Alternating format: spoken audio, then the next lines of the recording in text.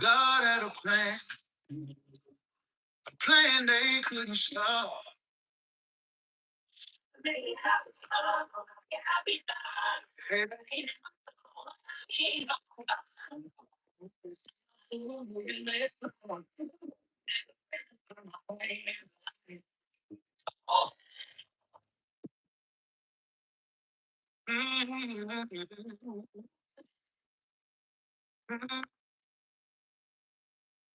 I made it. 5 years deep in a two-room spot. North Carolina sun burning on the top of that. I died young, only 11 years old. At the glow of a fast world, put her in gold. I'm working 2 shifts, barely clearing the left. Chasing like a prayer. School goes hand me down, bro. Losing the soul, but the fire in my chest gave my purpose a road. Mental scars, turn the bruises, yeah. But I feel a bigger vision in the pain I feel. Turn trauma into fuel, yeah. I play the card.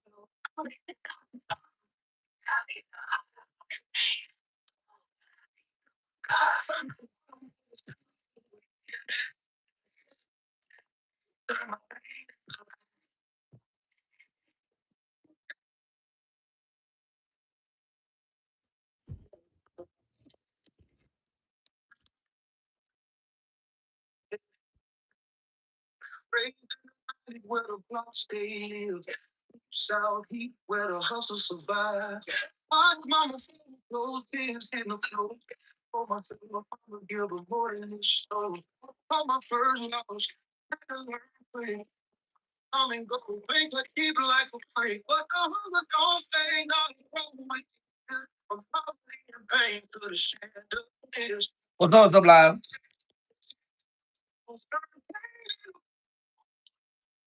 So I'm in my kitchen, going to do a little bit of meal prep work. What I want to do here quickly is give you guys everything that I think you need to know to leave this live stream and make money. First and foremost, what I want you guys to do is when you come in the chat, tell me where you're watching this from. What cities are in the building? What cities are in the building? Talk to me, chat. Got keys on me like a janitor.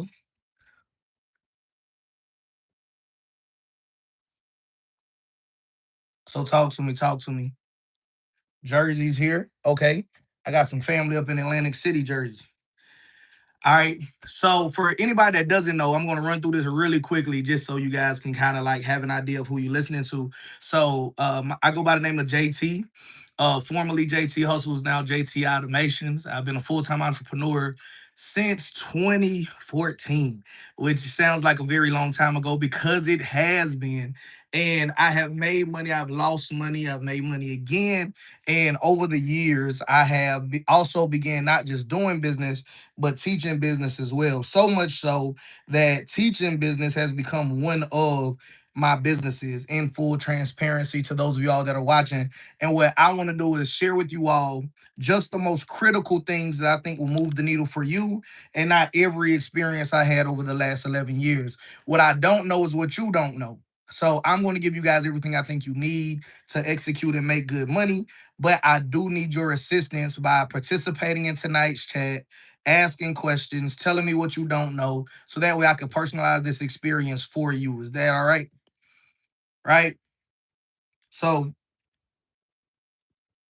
talk to me. Drop a one in the chat. First things first, right? Build an audience before you build a product and try to sell to them.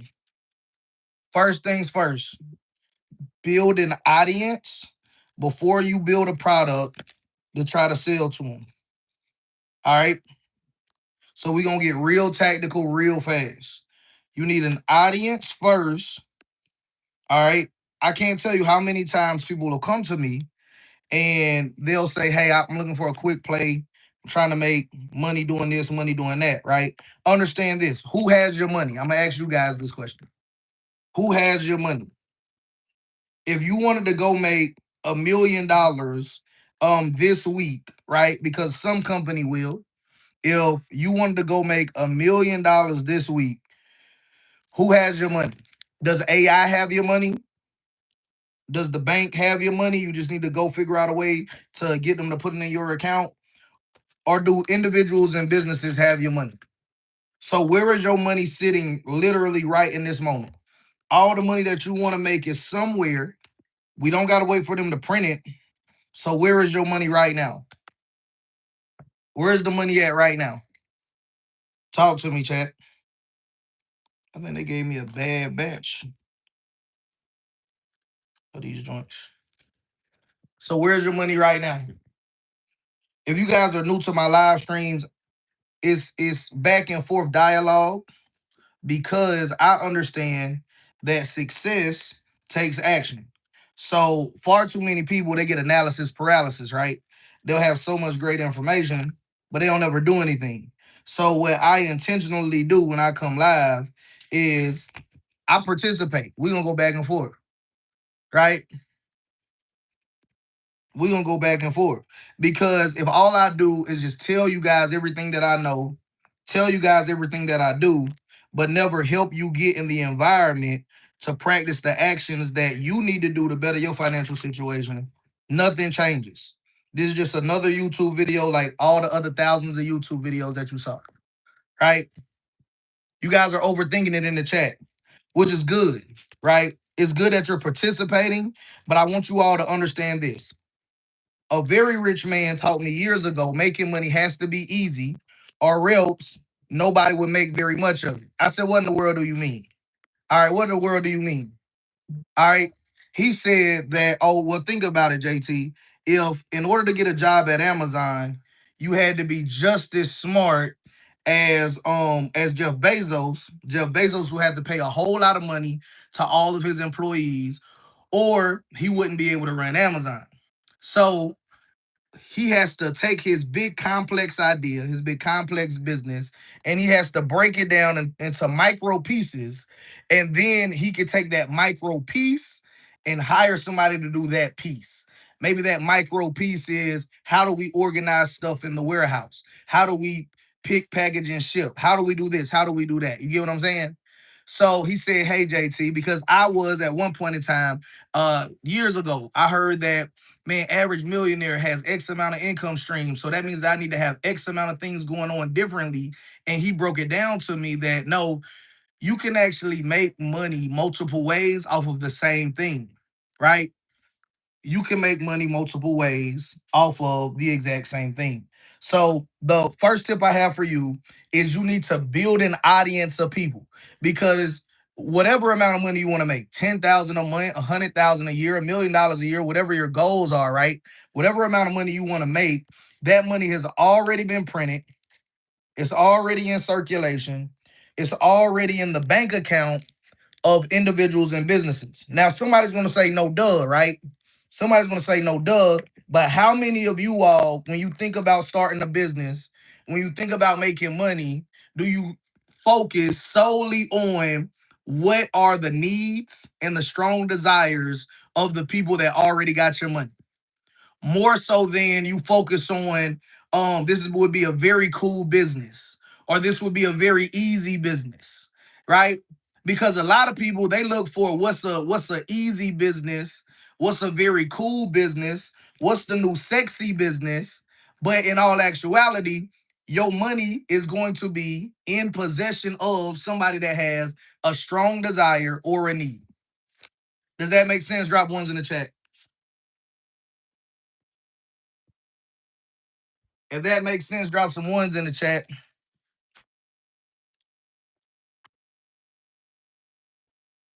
All right. Got it. Second thing that I want you all to know. All right. And of course, I'm consolidating over a decade of experience in a way that I hope you guys get tactical, tangible steps that you can implement. So I wrote some notes here as I go through this, right? So, second thing that I wrote here, because you guys know I'll ramble and talk way too long if I didn't have something to guide me, is if the number one thing, which is build an audience first, is too slow for you, then you need to have at least $10,000 to invest in yourself. It can be over time. Doesn't mean you got to have $10,000 in your bank account extra right now. You need a relationship that you can leverage for sales. That could be a friend, a family member, a mentor, or whoever, right? Or just go get a better paying job.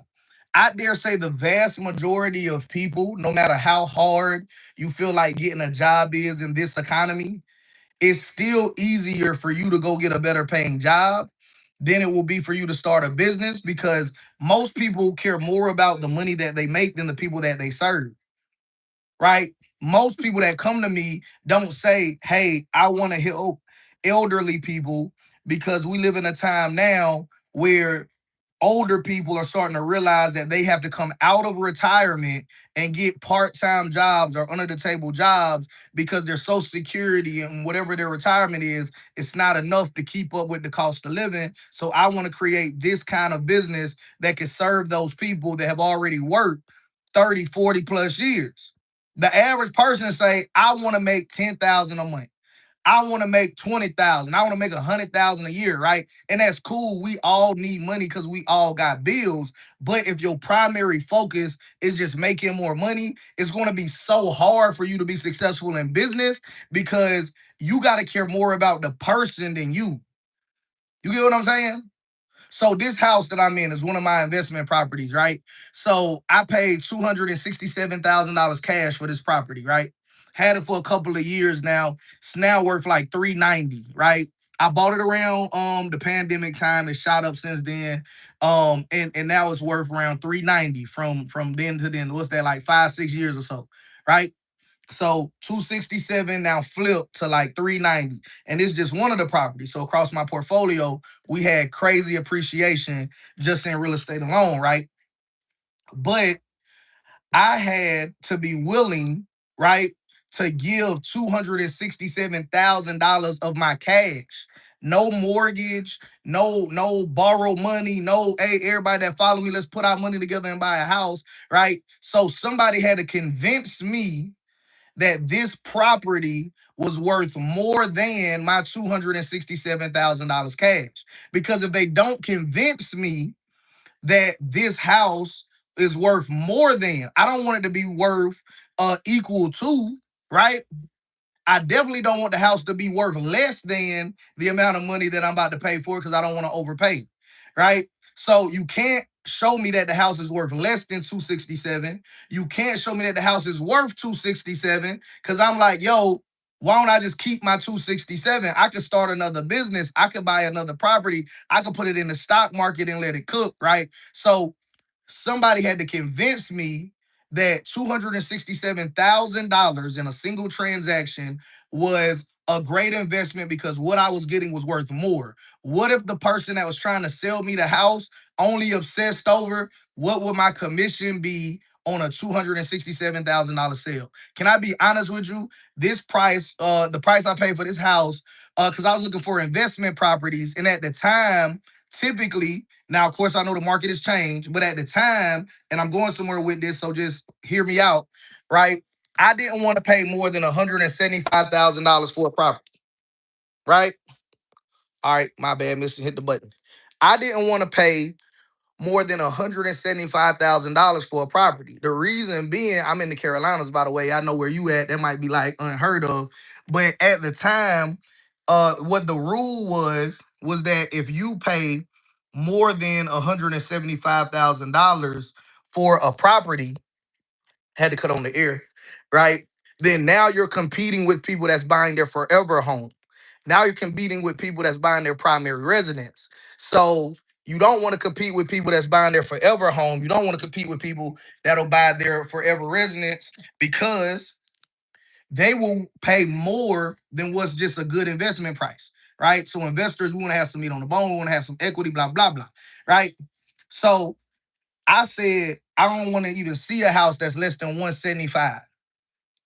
She showed me this house. It was 265. Closing cost was $2,000 because I paid cash, right?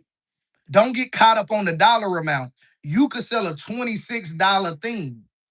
If you can't show people that your thing is worth more than $26, like for example, right? Nutri-Grain bar, all right? And we buy these by the box, all right? It'll be very hard to sell this bar to you for $26, right? Why? Because you don't feel like your $26 is being spent in a way where you're getting more value, right? You don't value this greater than you value $26, right? And there's different ways that you can take the product that you have and increase the value of it. But the whole reason why we're going deep on this is the reality of it is this. If you come into business and all you care about is I need money now, I need fast money, I need this, I need that, you're going to fail. And if you're not careful, you're going to get scammed because you're going to come to legitimate business people that's going to say, hey, well, what's your credit score? What's your cash on hand? What's your network? These are the things. We're not asking this to try to set you up. We're trying to see what tools do you have to be able to execute the play, right?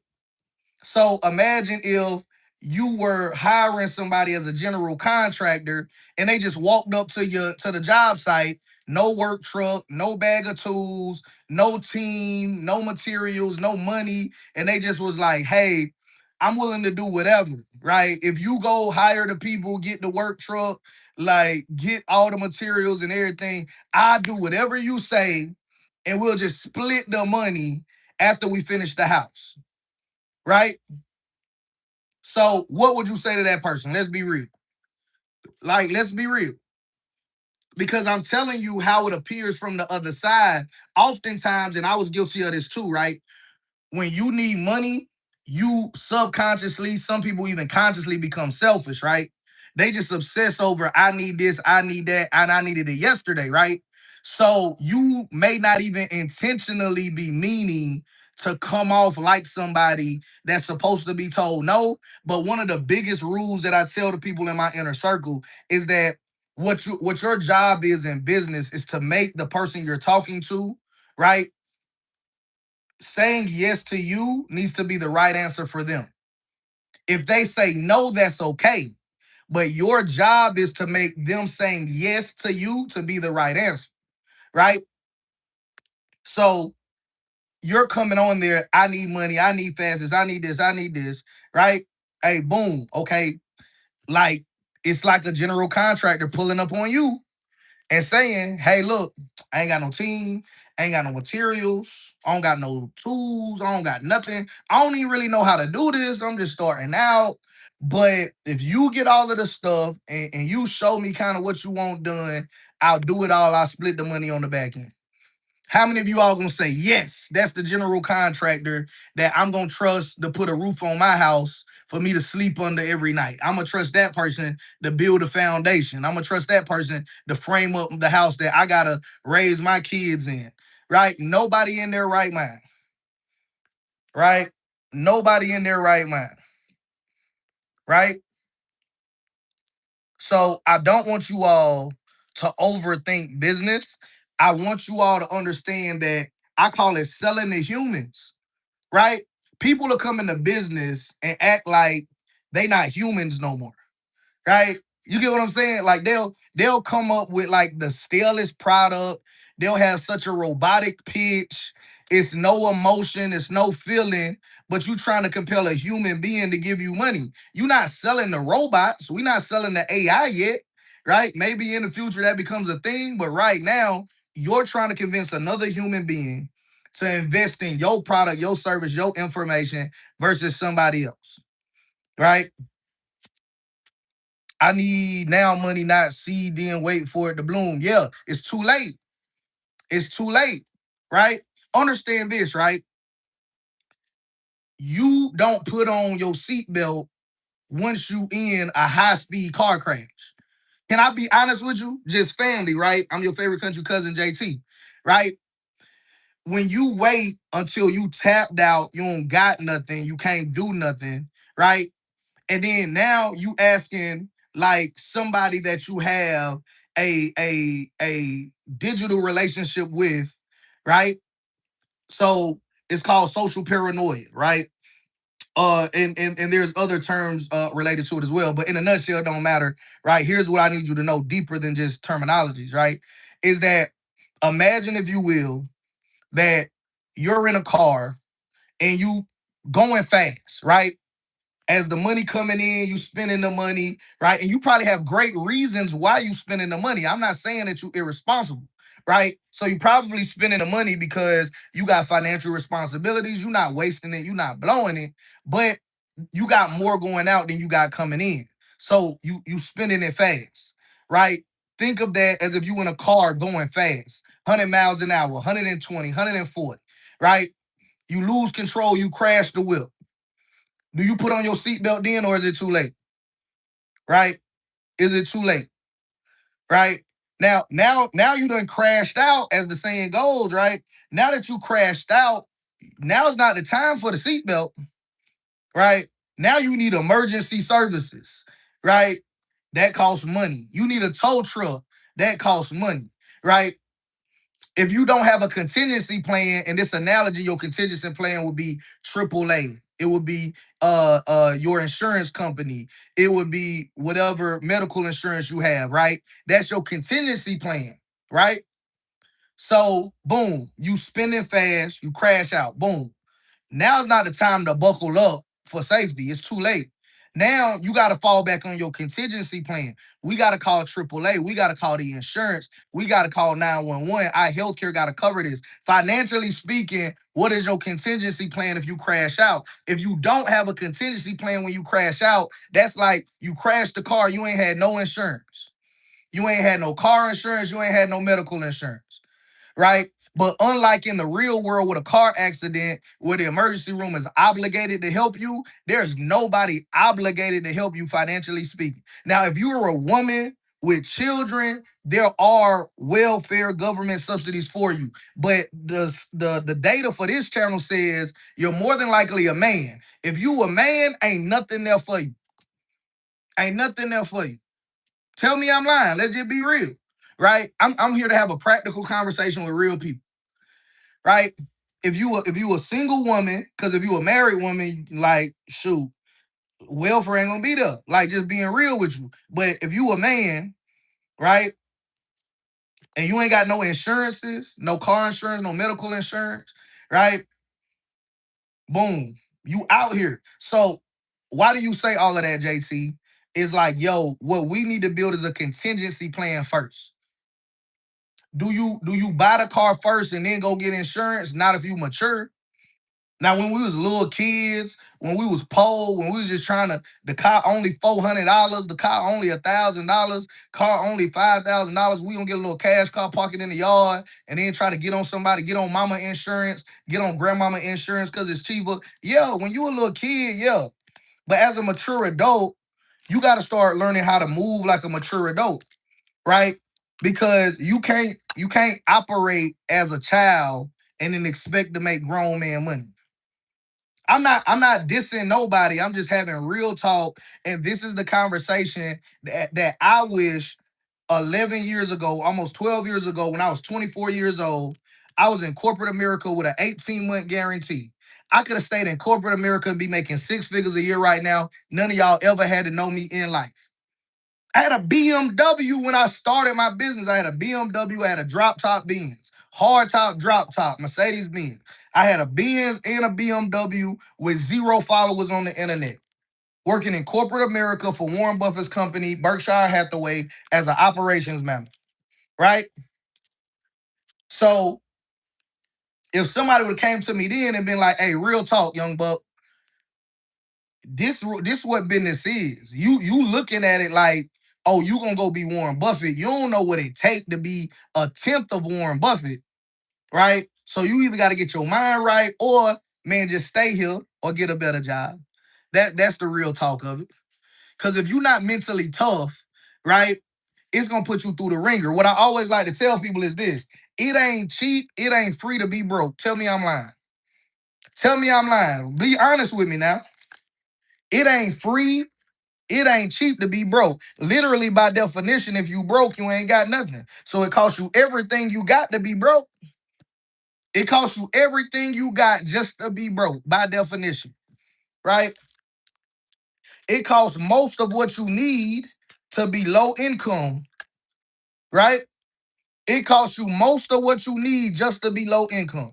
That's by definition. You consider low income. They have this number, right? Depending on where you are, because the cost of living fluctuates in different areas. And if you're below that, they call that the poverty line. If you're below the poverty line, you consider low income, right? Then you could be at the poverty line, you could be above the poverty line, right? Then they lie to you and tell you that you middle class, right? And because they said it so many times, people started to believe it, right? Reason why I don't believe it is because I know people that are quote unquote middle class on paper, so they don't qualify for any government assistance, but they don't make enough money to pay for the rent and utilities in the area that they live in. So now you telling me I gotta move somewhere where I don't know nobody, where I don't got no relationships, where I have little to no opportunities, and then I gotta commute back to where I really want to be just because I can't afford the property taxes, the rent, the mortgage, the insurance, everything it take to live in this area, right? So being real with you, I don't even believe in the middle class no more. Like I got too many people I know in real life that on paper they middle class, but in life, right, man, it ain't no middle class. So what we established just now, drop a one in the chat if it makes sense, right? It costs everything you got just to be broke. Like that's pretty much what it means to be broke for most people, right? I ain't got nothing. So if it costs you everything you got just to be broke, if it costs most of what you need to be low income, who told you it was gonna be cheap, easy, or free to get rich? It don't even make sense. Right? I mean, it sound cool. It's a strong desire. I could sell you my book, my course, my mentorship if I lied to you. Not me personally, but you guys get the point, right? So, like, people could come in front of you and I could pitch you that to make some easy money. You might give me $50. You might give me $500. You might give me $5,000, right? If I just tell you what what you want to hear, but I believe in God. I ain't no preacher. I am a Christian, but I'm not somebody that's out here that's trying to like tell you really how to live your life. Man, get your own personal relationship with Jesus Christ, get your own personal relationship with God, man, and you can study for yourself. You can find somebody that you know the study under, right? So I ain't here to give you no sermon, but the reality of it is this, right? Is that I'm unapologetically a believer. I know all of my success is from the grace of God, right? There's principles that we learn, like you reap what you sow. So how can I expect to get something when I ain't gave nothing? Right? And then you get somebody that's really cold, they'll teach you the four laws of sowing. They'll teach you you reap what you sow, you reap where you reap more than you sow, but you reap after you sow. And then once they teach that to you, I ain't telling you to take my word for it. You can look it up. Y'all smart enough to figure this out. What I'm telling you is this, right? And then we're gonna move on to our next point. It costs everything that you got just to be broke. It costs most of what you have just to be low income. Why in the world would you come asking for abundance for free? Does that even make sense? Like, if we think about it, right? Am I missing something? Am I missing something? You gave everything you had just to be broke, right? You short on most things that you need. That's why they consider you low income, right? So you willing to give everything you have to poverty just so you could be broke. You willing to sacrifice most of what you really need to be low income, but you ain't willing to sacrifice nothing to get ahead. Come on. Like like again though, I'm just telling you guys what I needed somebody to tell me because I went so long in entrepreneurship without a mentor. I went broke and homeless. I took a business opportunity as an independent courier paying $500 a week. In 30 days, I built that business up to $3,000 a week net profit after all expenses, right? So this is 2014, right? I wasn't on the internet, wasn't no JT hustles, wasn't no JT automations. This was JT in the trenches, right? So I still went by JT, but it was JT in the trenches really doing business, right? I got really good at finding the contracts and negotiating them. So I was growing so fast, we got rental trucks. I'm calling cousins. I'm calling homeboys. Hey, I was in a place called Essex, Maryland when I started. I had a 1-bedroom apartment. I done moved my cousin up. I had a sectional in the living room. I got my homeboy here. I got my cousin here. I got my other cousin here on the floor. Like, I'm moving people into a 1-bedroom apartment in Essex, Maryland, right? Cause I got so good at figuring out how to grow the business. Don't know nothing about operations. Don't know nothing at all. I just know how to find the contracts, and I know what to say to get them to tell you yes. But how to actually run a business, how to be a boss, right? I didn't know. So when my employee does something, I'm thinking, oh, that's my employee fault. Because I come from corporate America where if you do what you're supposed to do and somebody else mess up, it's on them, right? Think about it. At a regular job, if you do what you're supposed to do and the person next to you do completely wrong, do you get in trouble? No, they get in trouble, right?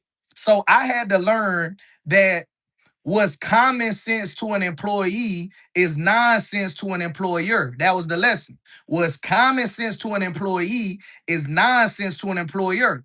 Everything that my workers do is on me. If they go get drunk and beat their wife and now they locked up so they can't come do the route, that's on me. Because who hired them? Who gave them the opportunity to work here? Who gave them the responsibility of this route that has to be delivered? Right? We delivering pharmaceuticals to hospitals and pharmacies. These is medications that people need to live, right? We not delivering Xboxes and PlayStations to the back of Walmart and GameStop. I'm delivering medical supplies, life-saving, life-sustaining medicines, right? Now, yeah, on the occasion, we might have a total Tylenol and little stuff here and there, but we moving on any given day $250,000 or more worth of freight, right? Cancer treatment medicine, medicine for people that have had a stroke, people that have asthma, people that have all of these different ailments, right? So, boom, if your employee does something, they not gonna be like, dang, JT, you don't drink. Dang, JT, you don't beat on women, right? So, oh, it's all good. They gonna be like, nah, you gotta figure it out. Yeah, you gotta figure it out. We gave you the contract. You subbed it out to them, and we don't have no problem with that, right? But guess what? Your driver, your responsibility. Well, it's a grown man. I'm 24. I got drivers that's 45, 50 years old. Straight up. Imagine now, I'm 24 years old. I got my homeboys and my cousins, they in their 20s like me, but we grew so fast, I ran out of cousins and homeboys, right? Not all of my homeboys can just move into a 1-bedroom apartment, right? They in the military. Y'all know I was a Marine Corps vet. They live in other states. Some people like, man, that's sketchy, bro. You already got an apartment full of people, bro. You want me to come stay on the floor with you to grow a business? Like, nah. So I gotta start hiring people I don't know. I'm going off referrals. Hey, do you know somebody? Hey, who a good worker? They got a good driving record. They don't mind getting up early in the morning because I'm getting the money. I'm getting the opportunity so fast, right? Now I'm 24 years old. I got a 48-year-old man. He old enough to be my dad. Real talk. If I'm 24, you 48. You could have literally had me and it wouldn't even be shameful. Like, ain't nobody even thinking about that. If you doggone 24 with a 48-year-old daddy, like that cool. Right? So I gotta deal with a man that's old enough to be my dad. That got a drinking problem that I didn't know about. His driving record was good. His criminal record was good. He ain't smell like alcohol. I ain't had no troubles out of him. Boom. I was somebody that was a what they call an owner operator. So I drove the vans and the trucks, but I also had drivers under me. So I wasn't never in like an office and just sent people out. I sent people out and then I got in my truck. I'm doing a route too. So I get a call while I'm on my route. Hey, where so and so at? At the time, I'm coming out of a place, it don't matter the name of the city, but I'm coming out of a place called Lumberton, North Carolina, and I gotta go to a place called Fayetteville, North Carolina, right?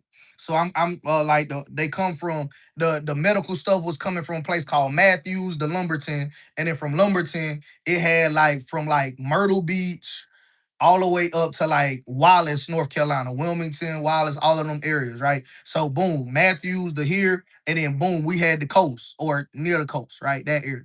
So I got routes. I got Myrtle Beach routes.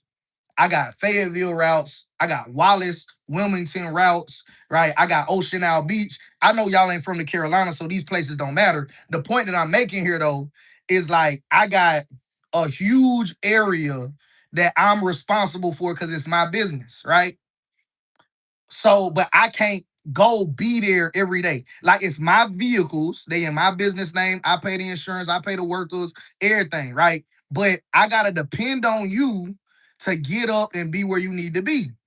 So if you supposed to be in Myrtle Beach at the same time that I'm supposed to be in Fayetteville, North Carolina, for anybody that not familiar with these areas, it's like impossible for me to micromanage you. You know what I mean? But like, what I'm saying is I didn't know what I didn't know. So I should have had systems in place, right? I should have had my drivers check in with me every morning, right? I could have had an app to do it, a website to do it. It could have been a group chat for all I care in the beginning, right? Not knowing what to do ain't no excuse. I could have had a group chat. And every morning, boom, hey, check in, everybody. Let me know that you up. Let me know that you good, right? We had to be at the warehouse by 4:30, right? So hey, 4 o'clock check-ins. Let me know what's good, right? Or 3:30 check-ins, right? It could have been something as easy as that. I could have put all of us in a big old group chat, right? And hey, boom, 3:30 check-ins. If I don't hear nothing from you from 3:30 to 4 o'clock, then I'm gonna assume something wrong. All right. Hey, I need to have an emergency contact. I ain't even had no emergency contact. I ain't knew he stayed with his girlfriend. I ain't knew his girlfriend number, right? I didn't know nobody, right? He had kids that was my age, but I ain't had his kids' number. So they calling me, asking me questions about dude. I honestly don't know. Do you know how unprofessional that looks? This real business, what we talking about, right? This is why it's super important for you to understand that what you asking for and what it look like ain't the same thing. That's why you need to be tapped in with somebody. That's why you need to really learn business and don't just come on here like I need money, I want money overnight, because you don't know that $10,000 a month opportunity in transportation look like this, right? The little route they give you might be 1,400, 1,500 a week net profit after all expenses, right? But you trying to get up the 10,000, 20,000, 50,000, 100,000, you gonna get to a point quickly where you can't move that much freight. You gotta hire drivers, right? How you gonna hire them? How you gonna manage them? Are you gonna provide the vehicle? How you gonna afford that? If they're gonna provide their own vehicle, they expect more money because they gotta maintain the vehicle. How you gonna swing the numbers and swing the deal where it makes sense? What happens when so-and-so get drunk last night? His old lady get into it with him. He end up slapping her. She called the police. He locked up. Now it's 6 o'clock in the morning. You hours away from where he should be in a company that's giving you 6 figures plus a year, right? Multiple 6 figures is saying, hey, where's so and so at? What you mean where's so and so at? He should have been there an hour and a half ago. Yeah, that what we know. That what we calling you. Where he at? Shoot, let me try to call him. Oh, well, we tried to call him. He ain't answer for us. All right, let me figure it out. Right? So now I gotta go on Facebook and try to find your kids, your old lady, find somebody. And now imagine how creepy this is, right?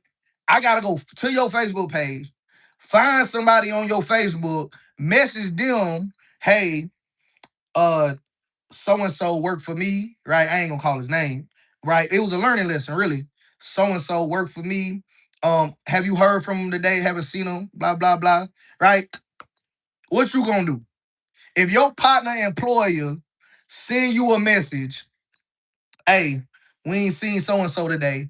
I'm just trying to find and make sure everything all right. What you gonna do? If you a good partner, you gonna cover for your partner. Oh man, I think he's sick. Oh man, I think his mama's sick. Oh man, I think his dog died. Oh man, what like you know what I mean? Oh, could you have him call me? Is very important. So I'm getting the runaround from his side. This what happened in real business. I know people will come on here and act like, oh, you just do this, this, and this, and it's no problem, and it's easy. $10,000 a month, 20,000 a month, 100,000 a month. No, right? If it was that easy, everybody would make it, right? What you gonna do when you over 200 miles away from somebody and you gotta make sure they do everything they supposed to do when nobody looking? You gotta make sure even when they not at work, they not doing anything that'll negatively impact their ability to come to work and function, right? That's real business. Now in the AI age, it becomes easier. But what a lot of people say about AI, man, they intimidated by it. Oh, it's too much work. It's this or that, right? Guess what? Right now, we in the early adaptive phase. We in the early adaptive phase. If you jump in AI now, you ain't even got to be that good, and you can make some decent money, right? Now, in a little while, as they make more and more tools, because as people see, hey, it's a high demand for this, but there it's a little bit overly complicated. People want it simpler, right? Then these big companies, they got venture capital, they got money behind them, right? They're gonna make the same tool, but they're gonna make it more user friendly, right? And then it's gonna be flooded. It's gonna be flooded with competition because what's innovative today is normal tomorrow, right? You having a motorized vehicle today is like so, like, bro, you supposed to have a car, right?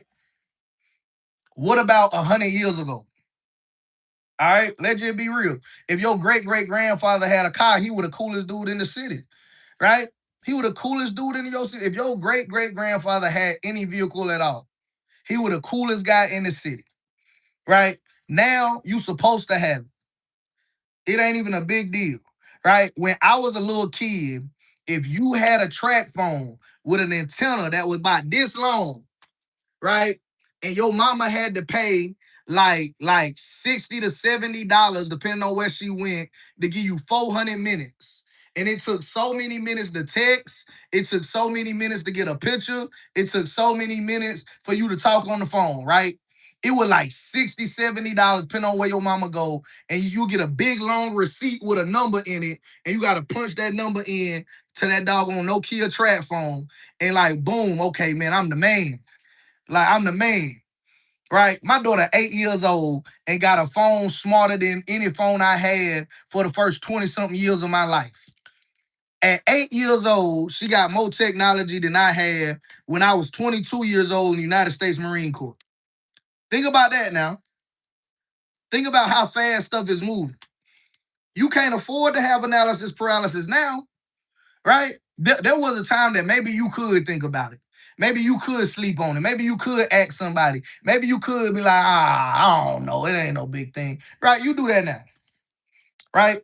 Most people live in their own head so much, they don't know how bad it is. They don't know that the Federal Reserve said within the next 10 years, houses going to become unaffordable. Right? The Federal Reserve, the people that make the money that give it to the banks, have said in the next 10 years, if nothing changes, then houses will become unaffordable. So if you ain't got a house now, if you think houses are expensive now, you don't even know that the people that make the money and give the money to the bank already say that it gonna get worse over the next decade, not better. You think you struggling now, you don't even know. They already said it gonna get worse, right? So you thinking, oh man, stuff gonna get better. I know it's gonna get better. You know, good time, bad time, blah, blah, blah. You know what I mean? It always get better, baby. Yeah. But is it gonna get better within the window of time you need it? Now understand this. The Federal Reserve ain't God. So what I mean by that is just because they said it based off their predictions, don't mean that your personal life gotta get worse over the next decade, right? Social Security Administration, Internal Revenue Service, they already putting out reports. It ain't enough people putting enough money away for retirement, right? It ain't enough people putting enough money away for retirement, right? If you in your 40s right now and you hearing this message, if you ain't got at least $400,000 invested in retirement, talking about your 401k plan, it could be your IRA, it could be in your shoebox, it could be in your safe, it could be between your mattress and box spring, right? I don't care where it's at. If you ain't got at least $400,000 and you 40 or older than 40, right? The data that they put out said you ain't gonna be retiring in your 60s. You ain't, right? They just looking at, hey, on average, what the cost of living gonna be by the time you get in your 60s and want to retire, and how much money you need to have right now in order to reasonably get that amount of money to live off of by then. And so, how many people you know? Let's be real, family. How many people you know that's 40 plus years old that don't got $400,000? I ain't saying $400,000 in the bank or $400,000, just in their pockets, right? But they don't got it in their 401k plan. They've been working since they were teenagers. They still ain't got 400,000 in their retirement account. It ain't that little bit of money that they took out their check and put to the side, right? It ain't there. It ain't in the savings. It ain't in the checkings, right? They ain't got it nowhere, right? Maybe they could sell their house, but after they pay off their mortgage, they might still be a little short on that, right? Why you telling us this, JT, is because it's super imperative that you know the game that you playing, right? Don't be so stressed out because you a pawn and everything is against the pawn that you don't even see the whole board, right? I don't know if y'all guys know chess or not. What happens when a pawn makes it to the other side of the chessboard? Anybody know? I don't know if y'all really I don't know if y'all really know about chess, right? I thought chess was the most boring game ever growing up. Then a rich man said, you don't play chess to have fun. I said, you don't play chess to have fun. It's a game, right? I thought if you play a game, you play a game to have fun. He said, yeah, if you a child, you play a game to have fun. He said, man, when you get older, man, older people, the 50 plus, 60 plus year old basketball league, it might be a little fun, but you out there for your health, right? You out there for your health. You know what I mean? Like that's why you see them old men still swimming, playing pickleball, doing this, doing that, right? So that being said, he was like, man, you can't just do stuff based off of how fun it is, right? You can't just do stuff. So you learn how to play chess, and that's why I learned how to play chess as an adult, right? He said, man, you learn how to play chess because you gonna always lose at chess if you don't think ahead. There's no great chess player that looks at the board and makes a decision based off of just what's happening now, right? I need to know where your other pieces at. What can those pieces do? How can they move? Where can they move? If I do this, what can you do? Right? So not only do I gotta be proactive to prevent you from setting up your play, right? I also gotta try to attack your king at the same time, right? So I gotta be able to think ahead. Why is that useful in life? Because I gotta be able to think how I'm gonna pay my bills and how I'm gonna also get ahead. Because if I keep just paying my bills, Lord willing, one day I'm gonna get old. The Social Security Administration said what? We gonna average 30 years, your highest earning 30 years, and we gonna give you 55% of that, right? Check this out. You've been earning $20 an hour, $30 an hour, or less most of your life, right? Not you personally. I'm talking about the average person, right?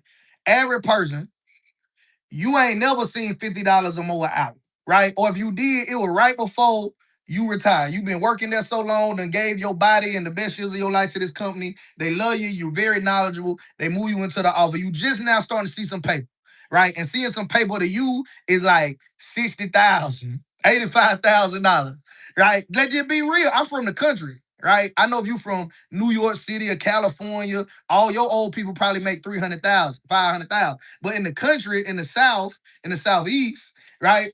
60,000, 85,000, you doing pretty good for yourself, right? But you only made 60 to 85,000. Let's say you did good and made it the last 10 years.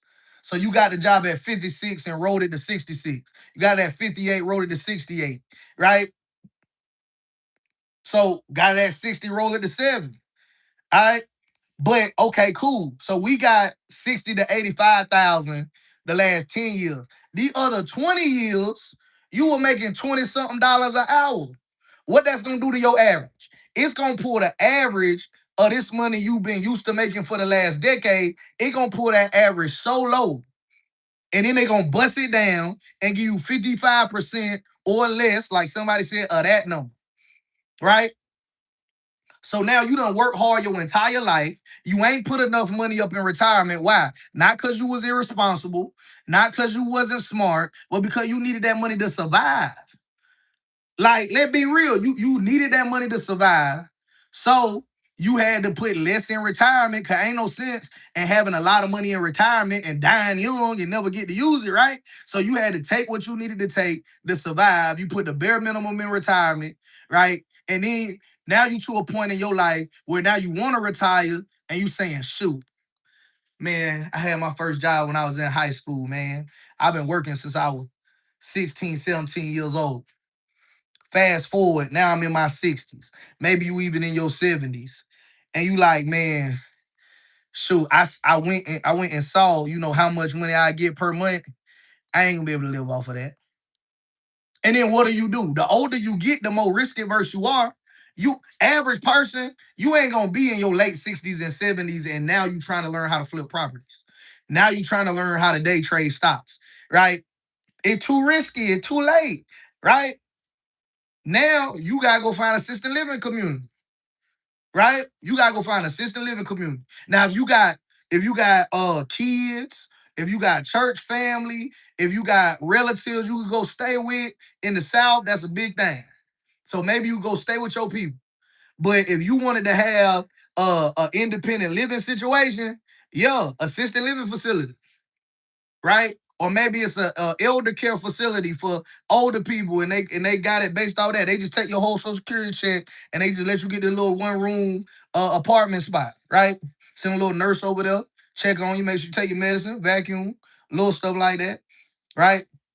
And that's cool if you don't mind, but understand this: I believe you should have a choice.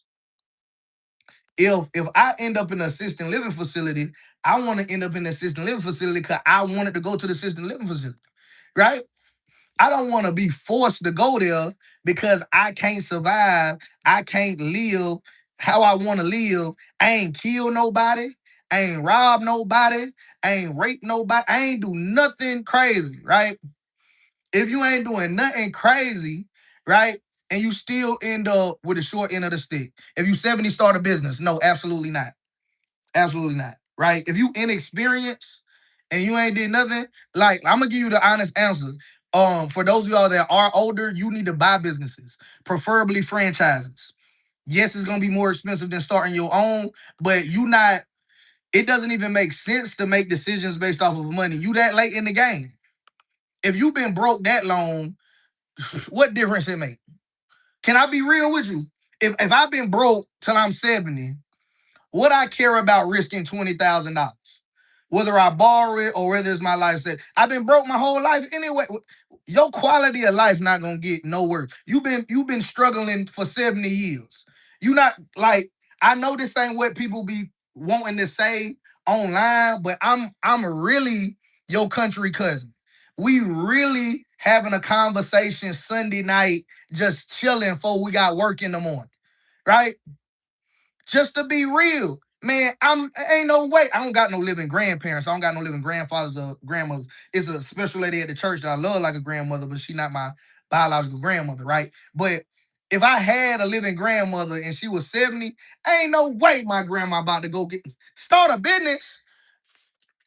What you know about business, grandma? You know how risky this is. You know how long this gonna take, right? You gotta know what you doing, and then people gotta trust what you doing. Grandma, you could be the best, like whatever. Grandma could be the best. Grandma know how to sew. Grandma could make the best clothes in the world, but you gotta compete with Temu, with TikTok Shop, with Amazon, with Shein, with Ladies Help Me Out, whatever other brands y'all buy, right? So even though my grandma could get on that sewing machine and make a mean blouse, a mean dress, a mean whatever, right? Even after she make it, she gotta learn sales. And when she learns sales, if she gonna go organically, you gotta like, know, and trust grandma to buy it. Right? If you don't, grandma gotta spend money in ads. And what do we know about just the real talk with ads? They gonna always go up in value, and you gotta test different ads. It ain't if anybody tell you it's one magic ad that anybody can do to make a lot of money, right? They lying to you. You got to make multiple ads. People I know that make real money, they got 20, 30 ads running at a time. They testing these ads, seeing which one going to work the best. When they find which one work the best, they going to cut them off. And when they testing them $20 a day each. So we got 15 ads running at $20 a piece a day. It's gonna take the meta algorithm at least a week or two just to try to figure out who to show it to. Do the math, right? You saying tell grandma to start a business, right? Like, let's be real. Like, just businessman to businessman. I've been in business since 2014. Maybe you've been in business longer than me. But I'm gonna just tell you what I know, right? And if you know better, educate me. I don't know everything, right? But like T.I. say, I know bull when I hear it. All right. I know bull when I hear it. Where the calculator at on this phone? All right. So realistically, grandma gonna spend $20 a day. She gonna test 15 ads. Grandma gonna spend $300 a day. Cause how the algorithm work, right? How the algorithm work, you ain't gonna run ads one day and it's gonna say, surprise, we found everybody that love your stuff, right? It gonna serve it to different audiences and the algorithm gonna learn based off how people interact with it, who to show it to. That's just in a nutshell how it works. So let's say realistically, you gonna run it for 2 weeks just to figure out who your audience is. That's if they don't shut down your ads, right? So boom, that means grandma gonna spend $4,200 just to figure out how to advertise. Let's be real. Who grandma? Now grandma gotta make the clothes. She gotta package up the clothes so they look professional. She can't do it like she do our stuff, right? This how grandma could bring us stuff, right? Grandma could bring us stuff. Let me take this stuff out of this bag. So grandma could bring us stuff in a Walmart bag, right? We ain't tripping. That grandma, we love her, right? Grandma could come over your house and had the clothes in a bag like this here. Let grandma. What if grandma put that clothes you just bought from that website? If grandma put your clothes in this bag right here and tied up like that day, grandma tied up like that day like she used to, and then try to put a stamp and a label on that and take it to the pub. Man, get out of here, man. Like that ain't even real. That ain't even real, man. You grandma ain't about to start no business. You tell that lie to somebody else. Grandma ain't about to start no business,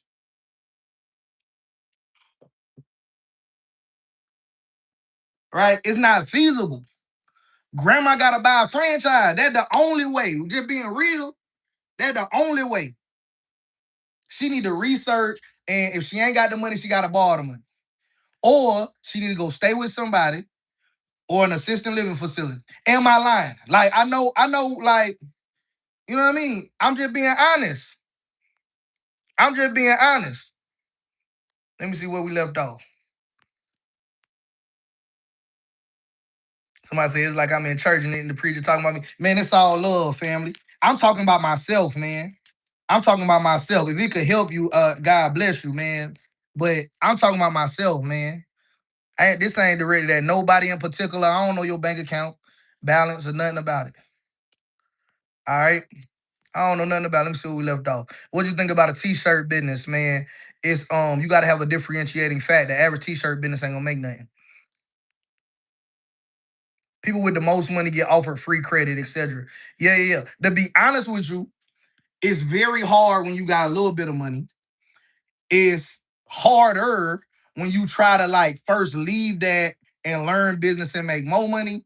Like now, like I ain't trying to make it like I'm the pinnacle of success, but like once you get a little success, it do become easier. But how you gonna skip the steps unless you get a mentor or a business partner, right? You start off on a job, you live in check to check. Average person is not you person. All right, you live in check to check. Boom. Then you start a business. You gotta learn everything yourself, everything on you. All right. So you got to go through that learning curve, spending money. If you don't got a mentor, you got to spend the money, hope that work. Spend the money, hope that work. Oh, this didn't happen. I ain't even know about that. Dang, I'm set back. Let me try that over. I gotta bounce back. Like I gotta have the mental toughness. I gotta have the money management skills, right? I gotta have the soft skills and the hard skills. You know what I mean? So it's super hard. So it get harder, right? You go from a job to business, it get way harder first, and then when you get some success, right? So I got over $1 million of debt-free real estate. I could go to the bank could give me 90% because I'm a veteran and certain banks prefer veterans and they got special deals for veterans. So as a veteran, I could go into a bank. They gonna want to see money I'm making, assets I have, debt to income rate, blah, blah, blah. They give me 90% of like 1.3, 1.6, whatever my portfolio worth right now, right? So I can get 90% of that, right? Now, what if you're not a veteran? You might get 70 to 80. Well, it depends on your bank and your relationship with them, right? Some people might get 60.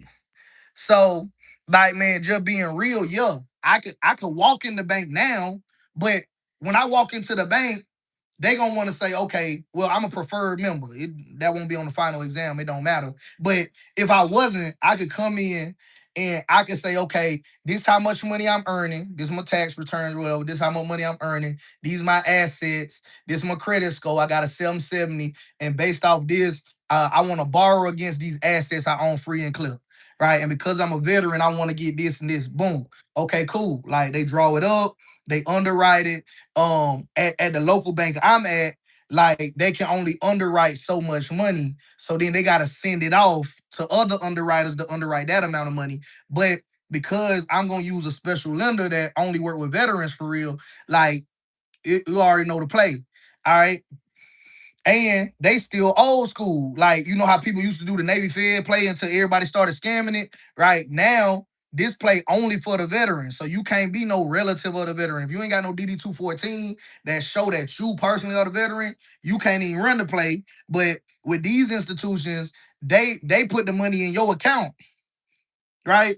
So they boom, they'll wire the money in your account. So within like a week, it just really depend on the underwriting and whatever. Y'all know how the game go. So yeah, like if oh man, I need to get $900,000 in less than a month, right? That sounds preposterous to most people. Preposterous. Y'all know I can't talk, right? But the reality of it is that it's easier. I could probably go get $900,000 faster than I could get a job. If I would go to put my resume online and apply for jobs and wait for somebody to call me back, email me back, then go to the interview, and then why you should pick me over them, like that might take a month or two or longer, right? So you right. Yo, once you got some momentum, it do get easier. Here's the thing though. Are you willing to do the work to get in motion? Let's be real.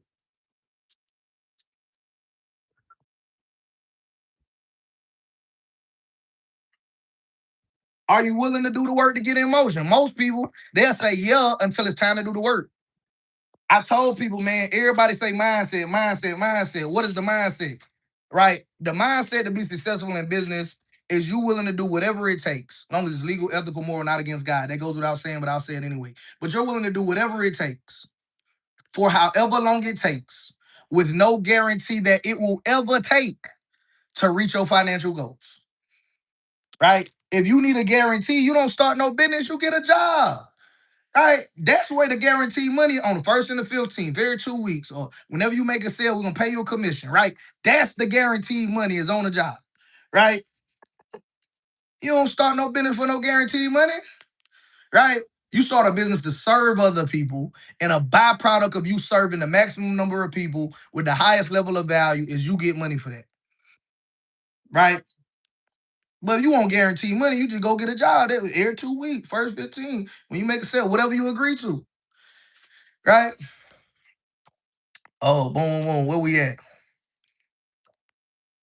All right, yeah. So when the pawn make it to the other side, they get to become whatever it wants. Absolutely right. So the reason why we stop there is because what I wanted you guys to understand is like, yo, so many people are, and I don't mean this in a disrespectful way. In certain areas of my life, I may be a pawn as well. Like, so, like the pawn is like the least important piece to most people that are chess players. Now, more advanced players will differ from that wholeheartedly. But for most people, the pawns are like the least valuable pieces, right? They can only go two spaces up in the beginning. After that, they can only move one space. They can only jump diagonally to take the piece, right? So if you gonna have to sacrifice a piece, you would preferably sacrifice a pawn over anything greater than a pawn, right? A pawn sole job, right? It's the first line of defense against the more important pieces, right? And really, the sole job of your pawn is you try to get it to the other side of the board. Now, if you could take somebody piece with a pawn on the way, cool, right? But really, the sole job of that pawn is to protect the most valuable pieces. If you a pawn in business, right, the work that you do, the hours, the expertise, everything that you do is to protect the bottom line of that business, right? You do it so the manager don't gotta do it. You do it because the billionaire on TV that own the company don't want to come do it. You do it because the stock investors that own stocks in the company don't want to come in and do it. Right? So you the first line of defense to make sure that we protect the more valuable pieces. Right? Upper level management, owners, shareholders. Right? I ain't trying to be mean. I'm just being real. Right? So that's how you upon on the job. Right? Most people, because they don't know the game they playing, right? You will be a pawn your whole life and never try to get to the other side of the board, right? If you make it to the other side of the board, you could be anything you want, right? Minus the king, you can't have two kings, but you could go be anything you want if you make it to the other side, right? So far too many people, they stay right there. They never move past their initial starting point, right? Some people they get a little ambition, they move up a little bit, but their goal is never really to make it to the other side because it's dangerous. It's hard to make it to the other side of you a pawn, right? Chess players talk to me, right? Talk to me. Somebody said Fashion Nova got the game corner. Yeah, yeah. Like man, my grandma can't compete with no Fashion Nova. All right,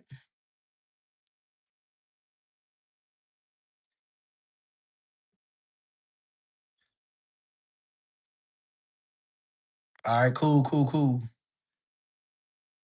Yeah, the older you get, you gotta make moves, right? Now in your 20s, you could do a little play because you got time, right? In your 20s, you could say, I'ma spend, like I was 24. I spent 3,200 or 3,500. It been so long I don't even remember. It's been over 10 years. I spent a little over $3,000 for my first cargo van. The fuel pump went out on it. I had to get that repaired too.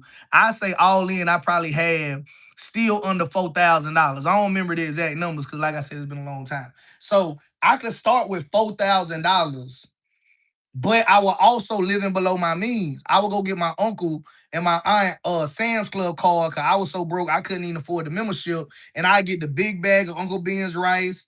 I get some big can of corn. You know, the can of corn be like this big. I'm gonna get the corn. I'm gonna get the big packs, 2 big packs of the chicken breast. And every day I'm gonna eat the same thing. I'm gonna eat Uncle Ben rice, canned corn, chicken breast, right?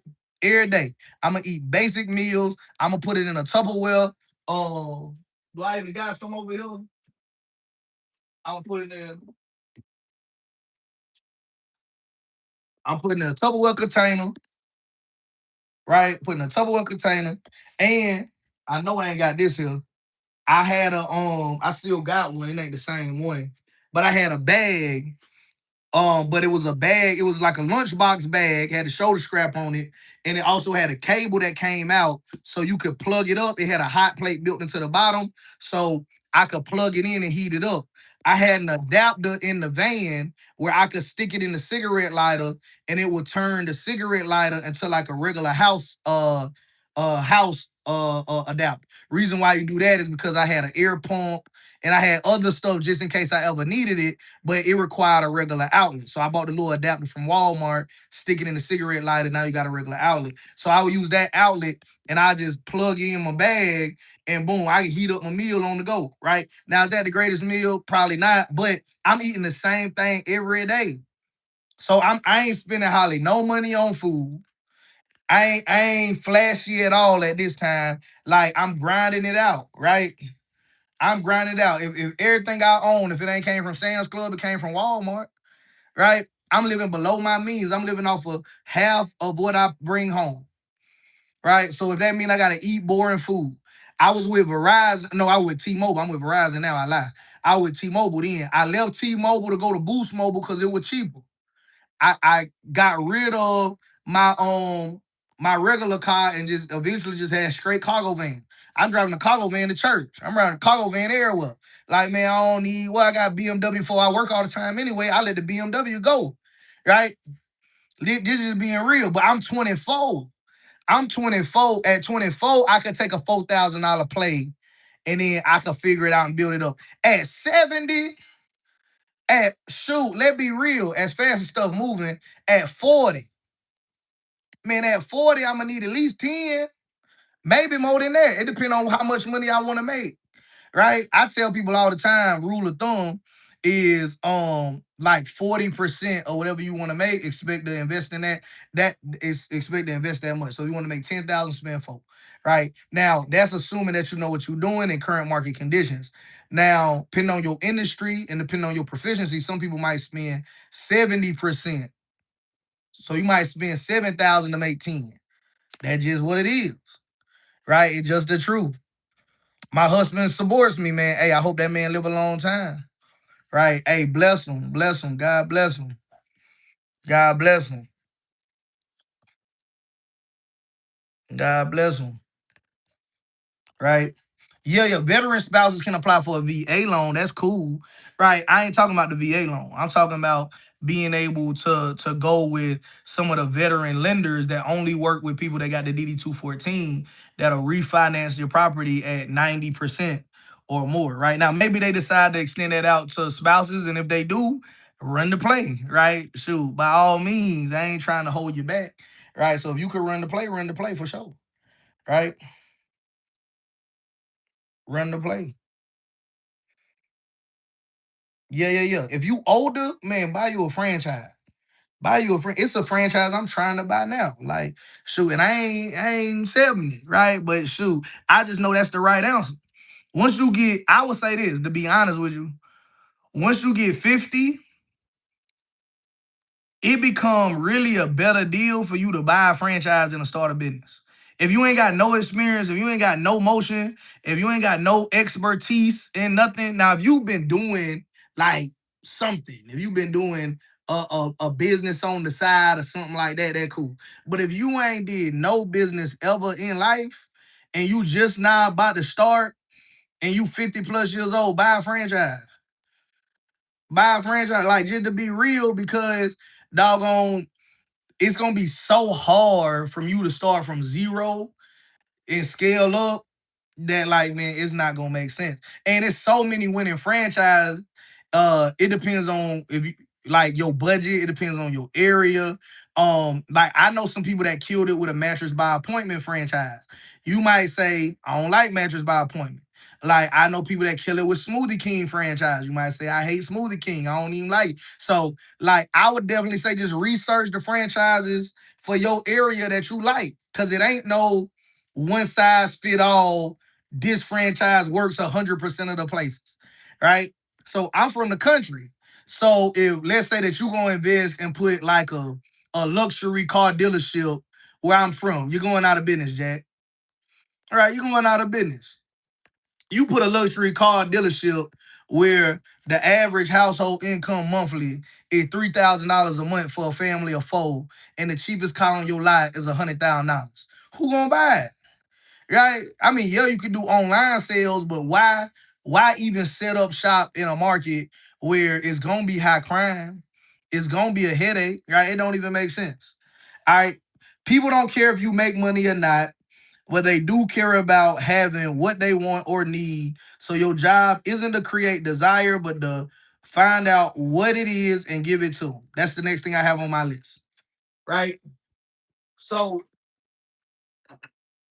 people will be like, what to sell, right?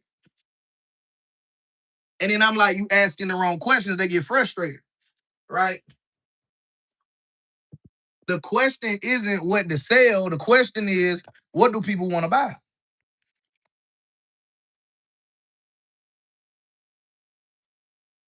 If I tell you real estate has made the most millionaires, you could sell real estate and make a lot of money. You could try to sell real estate and go broke.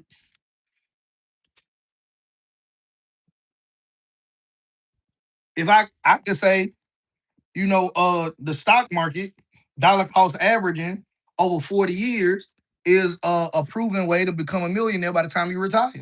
Right? As long as you have 40 years ahead of you and the ability to consistently invest, like, I think the number like $500 a month, right?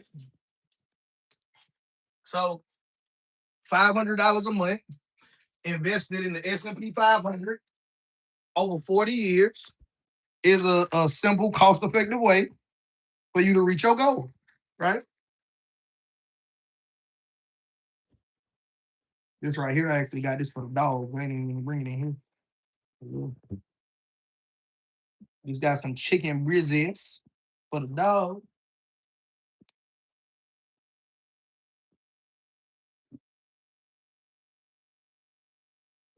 right? So that's just being real. So your job is not what to sell. Your job is what they want to buy, right? What do people want to buy? And it don't need to be a commodity. Somebody said sell water, man. Do you know?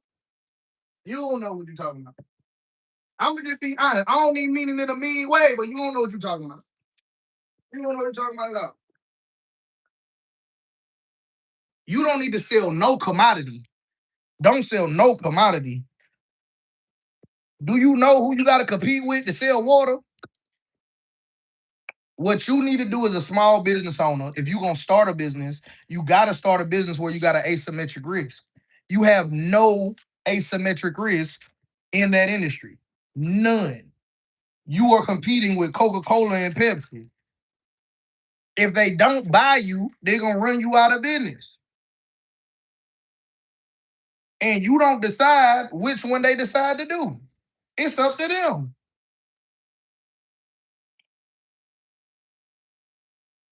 So scratch that. Next on my list. All right. The people that you're thinking about selling to, if you a newbie, aren't your real customers. Write that down. The people that you're thinking about selling to, if you're a new business owner, they not your customers for it.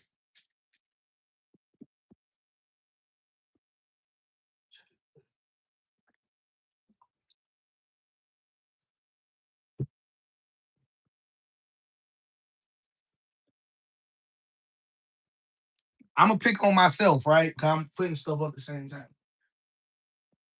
right? Let's say I'm your customer, right?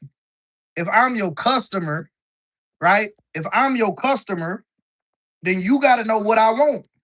You can't sell me anything you want to sell me. Like, I buy a lot of water, right? But if you start a water company, I'm just gonna keep going with that example that was given earlier, right? I don't, well, not saying I won't drink it, but I prefer not to drink water that's in plastic. Somebody talked to me about microplastics, sent me something to check out for myself, and I'm like, okay, cool, right? I don't like it. So preferably, I only like to drink glass bottle water, right? It is not cost effective for you as a beginner. So guess what the average person is going to do? They're going to try to make the most purified, nicest water they can, but they don't want the liability of glass because glass can break, glass more expensive, all of this other stuff, right? So to save costs, what they'll do is they'll have a great product. They'll put it in a cheaper package because they'll be like, people care about the product more than the packaging. Well, you got to know your customer because I also care about the package, right? So, and I'm just picking at myself. What you got to know is not just what the product is. What do the buyers care about, right? Is there cheaper water than Voss water in the glass bottle? Yes or yes? Yes or yes?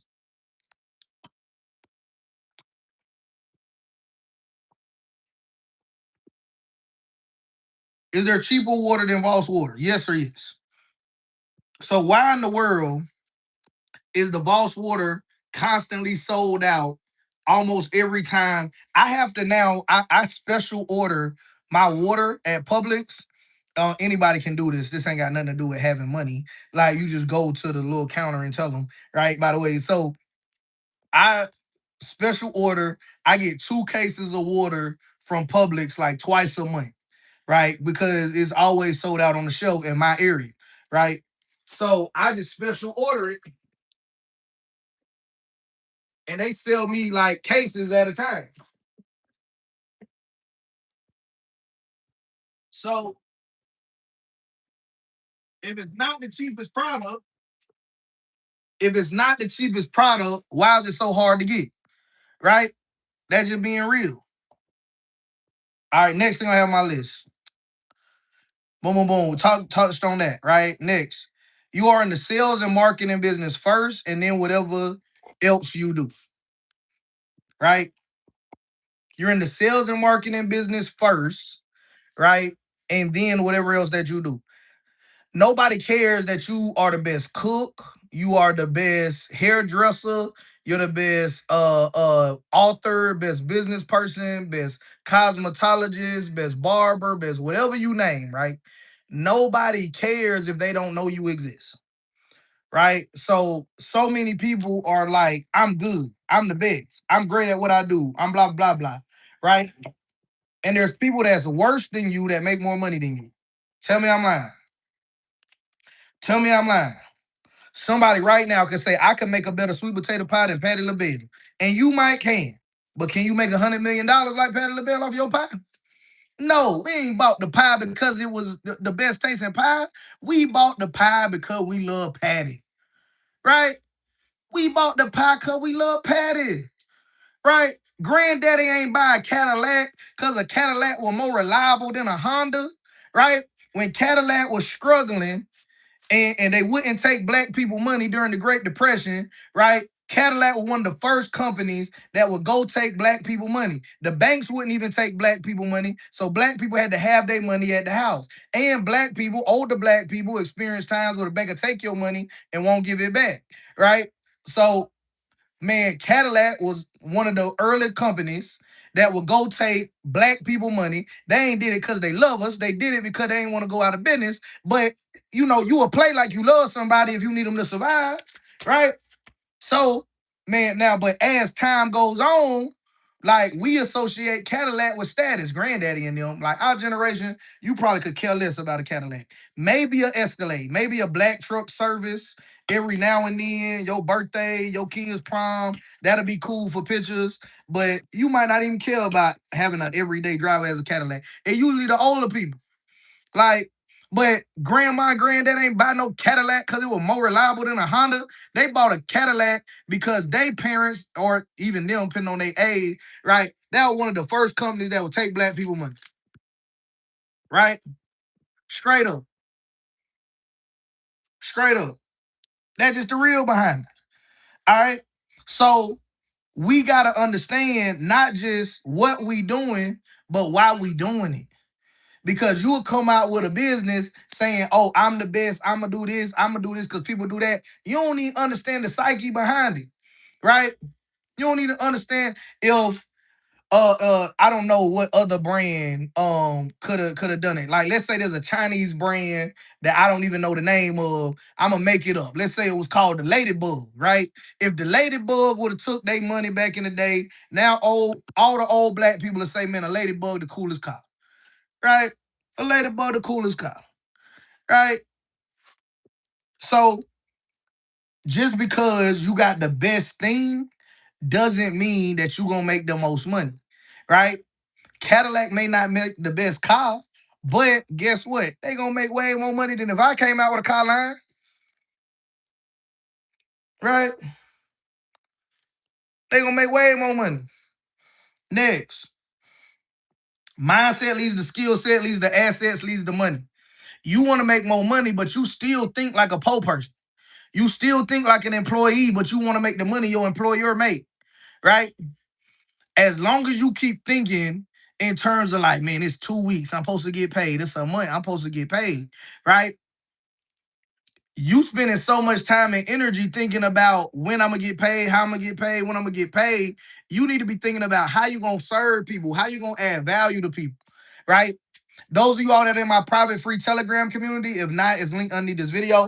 What I've been posting in there, I've been telling y'all exactly, hey, this how we kill Memorial Day sale. This how you could do like, we doing up to 2,500 a day, but you might do 300, 500, whatever, right? I'm telling you exactly for absolutely free. Boom. Hey, man, it's Memorial Day. This how you run a Memorial Day sale. I'm telling people, hey, if you wasn't even ready to run it for whatever reason, I don't care what your excuse was. You didn't know, you got busy, blah, blah, blah, blah. I don't care. Right? Hey, Do this if you wasn't ready, because Father's Day, you could still catch it, right? You could catch it on Father's Day. All right, for absolutely free, I'm doing that. Do you think it's a chance that some people that run the Memorial Day sale and they make a few $100, few $1,000, whatever they make, right? Do you think that they're more likely or less likely to tell somebody about joining that free community?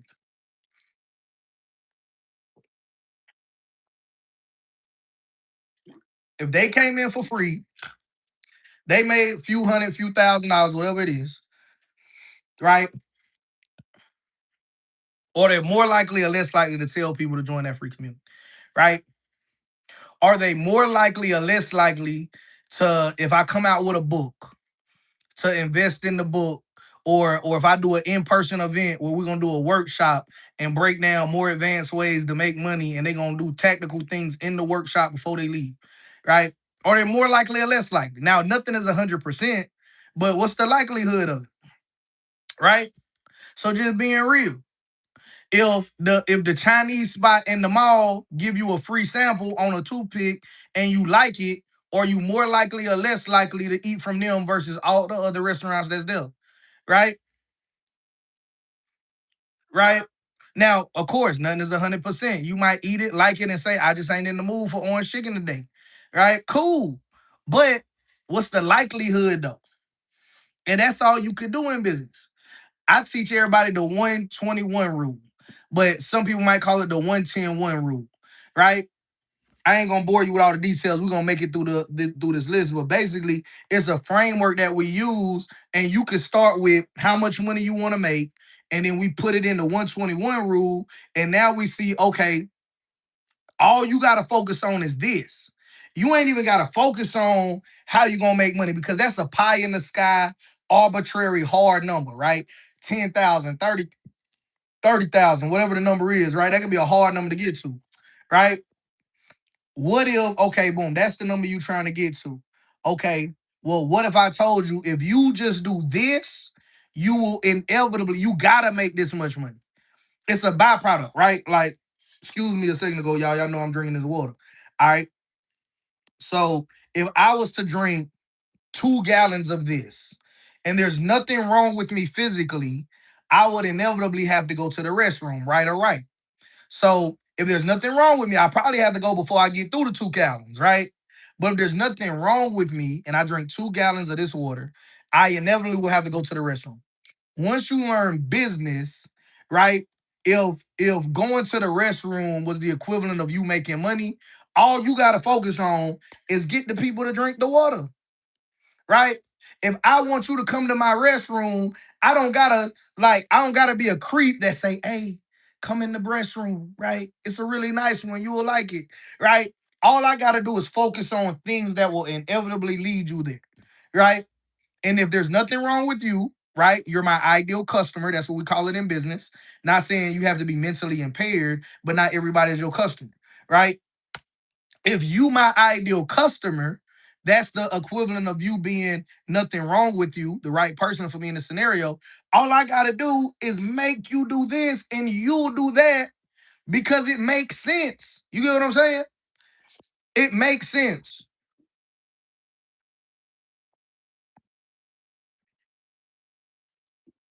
right?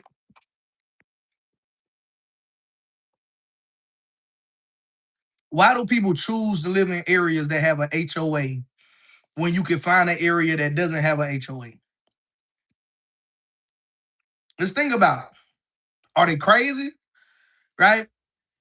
Why do people choose to buy six-figure cars when you can go to Facebook Marketplace, Craigslist, ask around, and you can find a car that's less than $10,000? Right? So why? Right? We got to think about that. All right. So what I want you to know is that there's a buyer for everything. There's a market for everything. There's no advantages of you trying to be on the lower end of the spectrum because you can't compete, right? You come out with your own chip company, and now you gonna go against Procter and Gamble and all of these big companies out here. Man, please, they're gonna buy you or they're gonna run you out of business. Unfortunately, they get to decide, not you. So mindset leads to skill set, leads to assets, leads to money. All right. The group is underneath this video, right? It's in the description of this video. All right.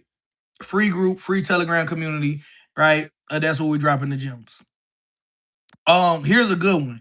You will not attract the customers that you want or that you need, but the customers that you are. I heard somebody say this and I thought they were lying, right?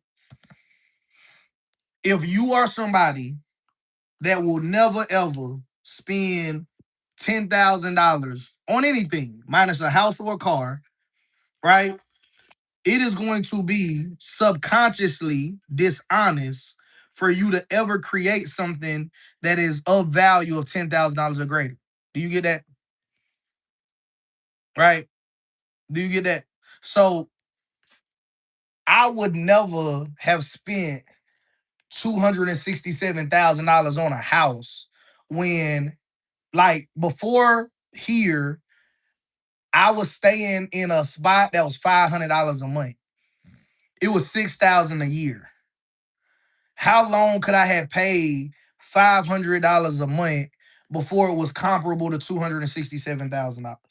How long? Right? How long? So if I was only making decisions based off cost, not value, let's look at that.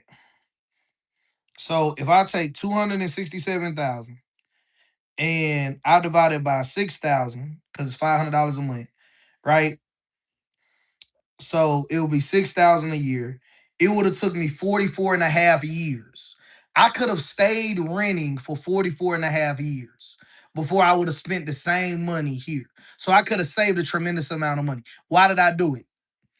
I'm really trying to get you to start thinking like an entrepreneur and not as a consumer, right? Why spend 44 and a half years worth of rent, right? At 24, that means that I could have rented till I was what, 68, 69, depending on where my birthday fall. I could have rented till I was 69 years old before I spent the same amount of money that I spent at 24. Right? Why? Do you know, to some people that makes no sense? They'll say, look, if I got this money, right, I could rent for 44 years, 44 and a half years. And if I pay the rent, if something break, it's somebody else's problem. Do you know, at one of my investment properties, I got a patch?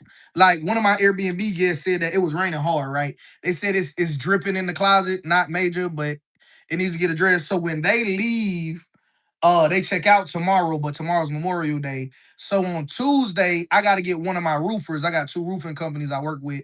I got to get both of them to come in there, give me an estimate, look at it, see how much it is to patch the roof, right? So not only did I have to pay, now that property was 140,000 cash, right? So not only did I pay 140,000, I got to pay insurance, I got to pay property taxes, and boom, now I got to patch the roof. Do you know that there's certain people that have been like, man, you should have kept paying rent, dog. That would have been somebody else's problem, dog. Right? Those are consumers, right? Those are consumers. Those are not inventors. Those are not creatives. Those are not entrepreneurs. Those are not people that want abundance in life, right? So you're gonna attract who you are. Can I just think about it, right? Everybody knows somebody that is on drugs or was on drugs. Everybody knows somebody that either is on drugs or was on drugs, right? Do you know that a junkie can go to any city in America and find some drugs? Do you know that? The point that I'm making here is that drug addicts can find drug users and drug sellers, right? Do you know a nurse or a doctor? They could go find opportunities in any city in America, right? They can go find a hospital or assisted living facility, a private practice, something like that, right? So just like junkies know junkies, nurses and doctors know nurses and doctors, truck drivers know truck drivers, do you not think that people that always attract opportunities will easily be able to find people that always attract opportunities? Like, let's be real. If you think if our crackhead cousin can find crack, we could drop them off in a state we never been to in our life. We could drop them off in the middle of Vermont, South Dakota, Utah, Nebraska, Alaska. We could drop off our crackhead cousin anywhere in America and they will still get high. But you think that if you are somebody that is cheap, you are somebody that always tries to cut corners, never want to invest anything, but always trying to, squeeze 1,000 out of a penny, right? You think that you're not going to attract people that's like you? If a crackhead can go attract crack anywhere in the world, it's way easier to find small thinkers than it is to find crackheads, right? So you don't get in life what you want. You don't even get in life what you need, right? You get in life what you are as it pertains to entrepreneurship, as it pertains to financial abundance. You get what you are, right?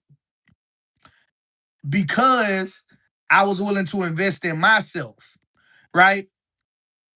I attract people that's willing to invest in themselves. What if I said I would never ever invest in myself in any way? I'm not going to buy any real estate. I'm not going to buy any stocks. I'm not going to pay for any financial literacy. Not going to read any books. Not going to listen to them. Not going to watch any educational content. I'm not going to try any businesses. I'm not going to do anything but just try to get money, right? Guess what I'm going to find? A whole lot of people that's just takers. And anytime I try to sell something to a taker, they like, man, why would I buy that? I could do that. I could do that myself. Why would I pay you that much money for this or that, right? I know people that know how to make a cake themselves and still go every time they do an event, pay somebody $75 to make a cake, right? People that know for a fact, man, might even have the materials in the house. But they like, man, Miss So-and-so make a bomb cake. See how much she want for a cake? $75. All right, shoot. I'll pay Miss So-and-so $75 for a cake. Why? Why? Because there's somebody that values their time. They rather have an expert do it right the first time than for them to spend their time to try to do it just as good. Right? They want that certainty, they want that speed, they want that peace of mind, they want that convenience. Right?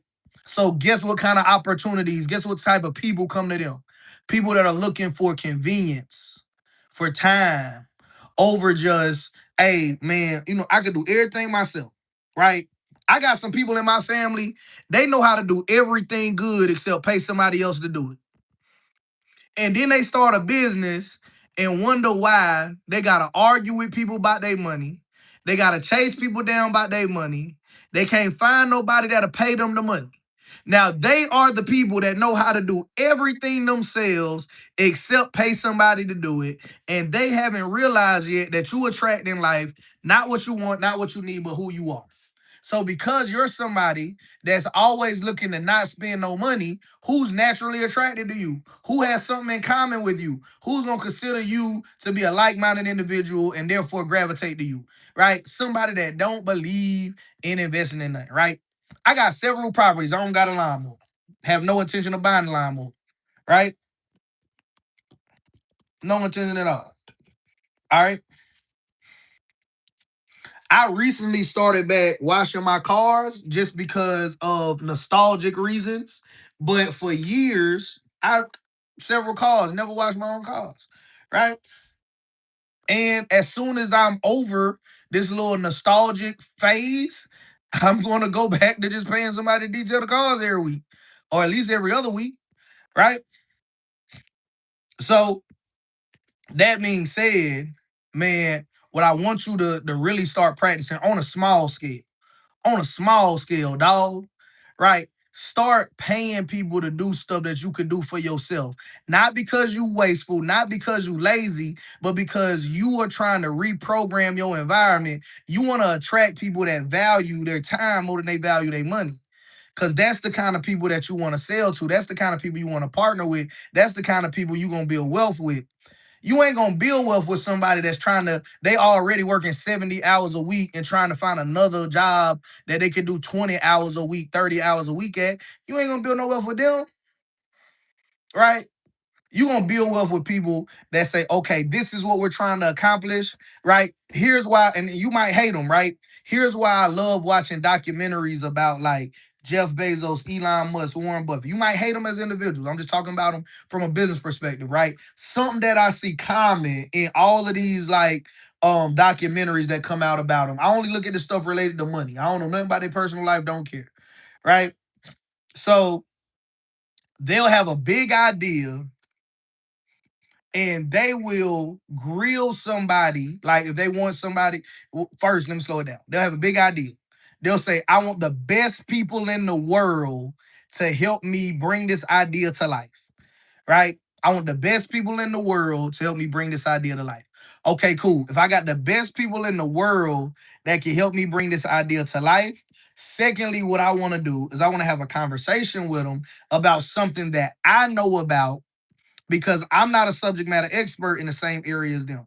You might be really good at producing your thing. You're not really good at sales. So you might say, I'm going to find the best salesperson I can, but I'm going to have a conversation with the salesperson about something I know about, and I'm going to just see like how they talk, how they make decisions, what's their logic, what's their mindset, are they an ethical person, do they cut corners, will they try to do stuff behind myself based off of this scenario, right? So they'll have conversations that seem completely unrelated to the job, right? Because guess what?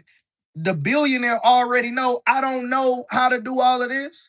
Y'all think Elon Musk know how to build rocket ships? Right? Y'all really think he's somewhere now screwing together rocket ships or welding them or however you make them? I don't know how to make them either, obviously. Right? No. So he'll say, I want to find the best people in the world to help me do this. I'm going to grill them based off of things that I do know. Right?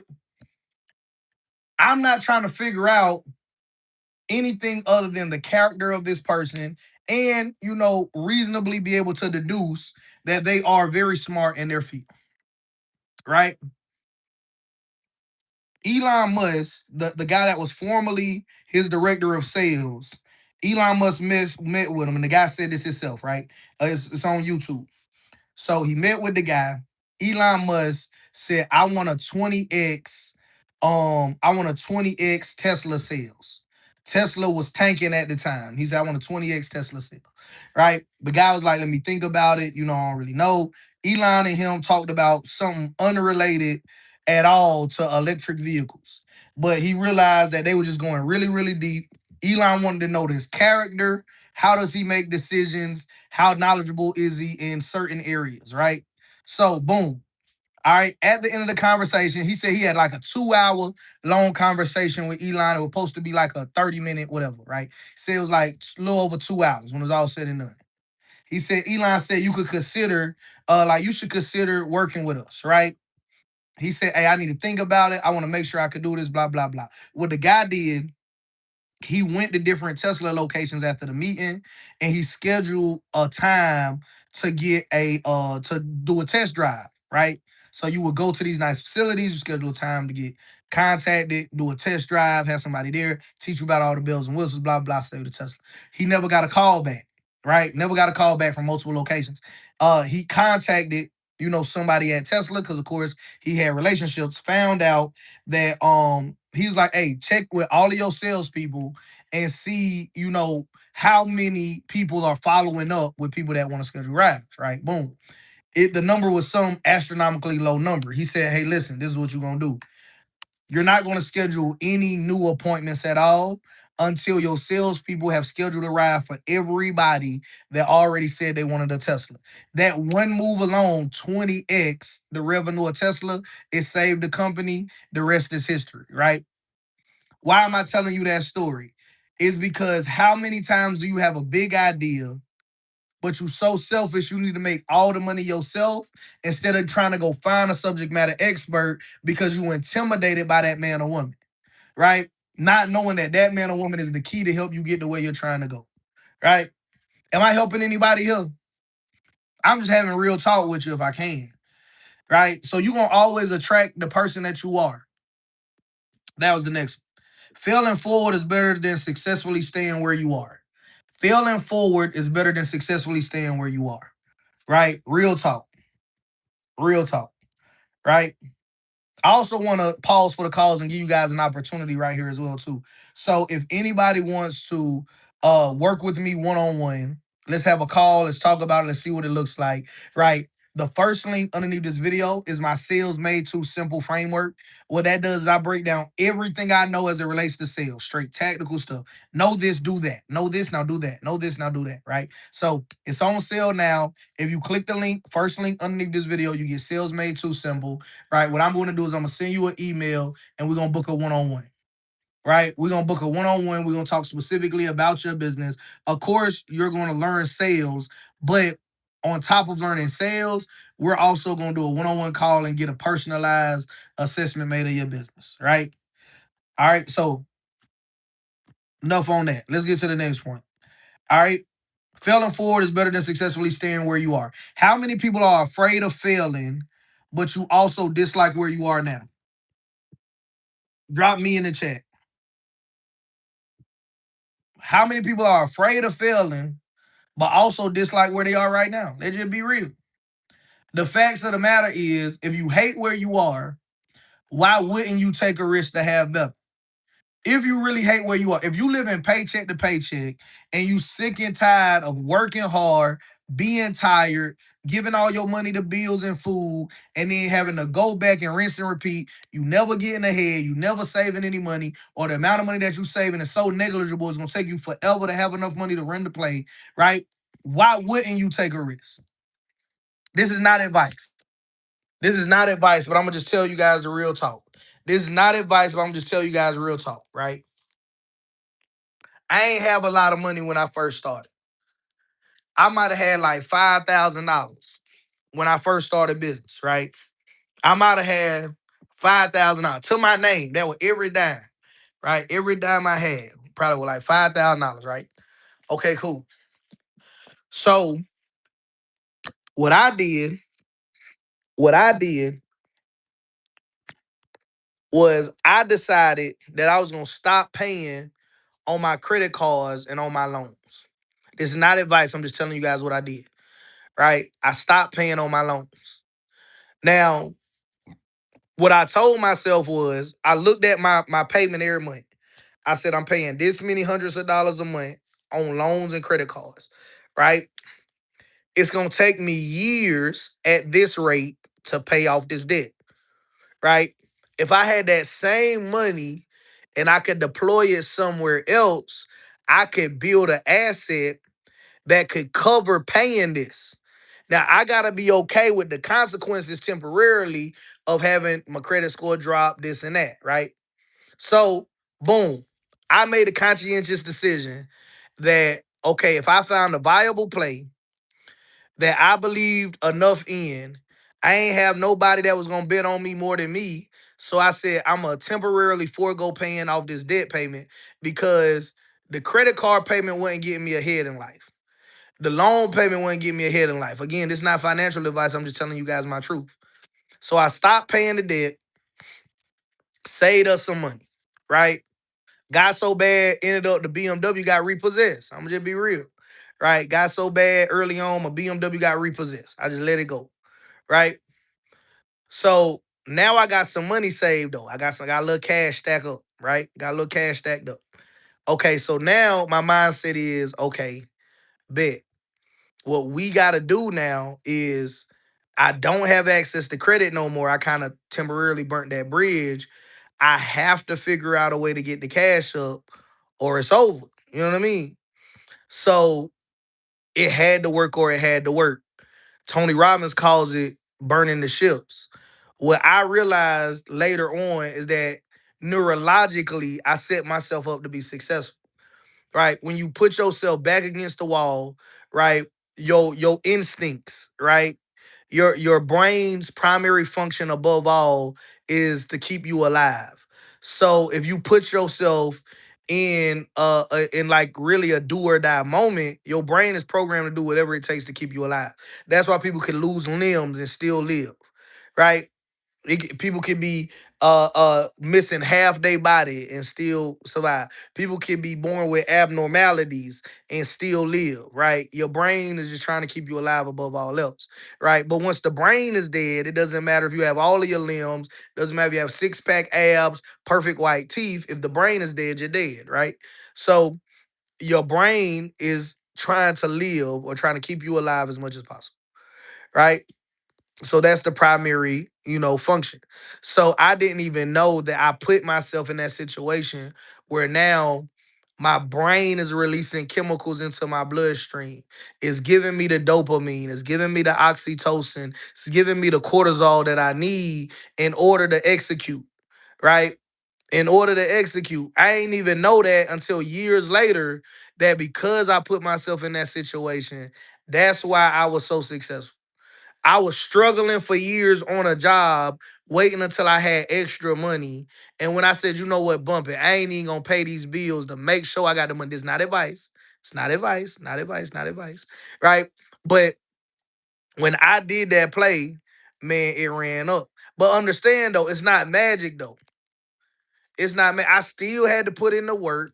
I still had to grind.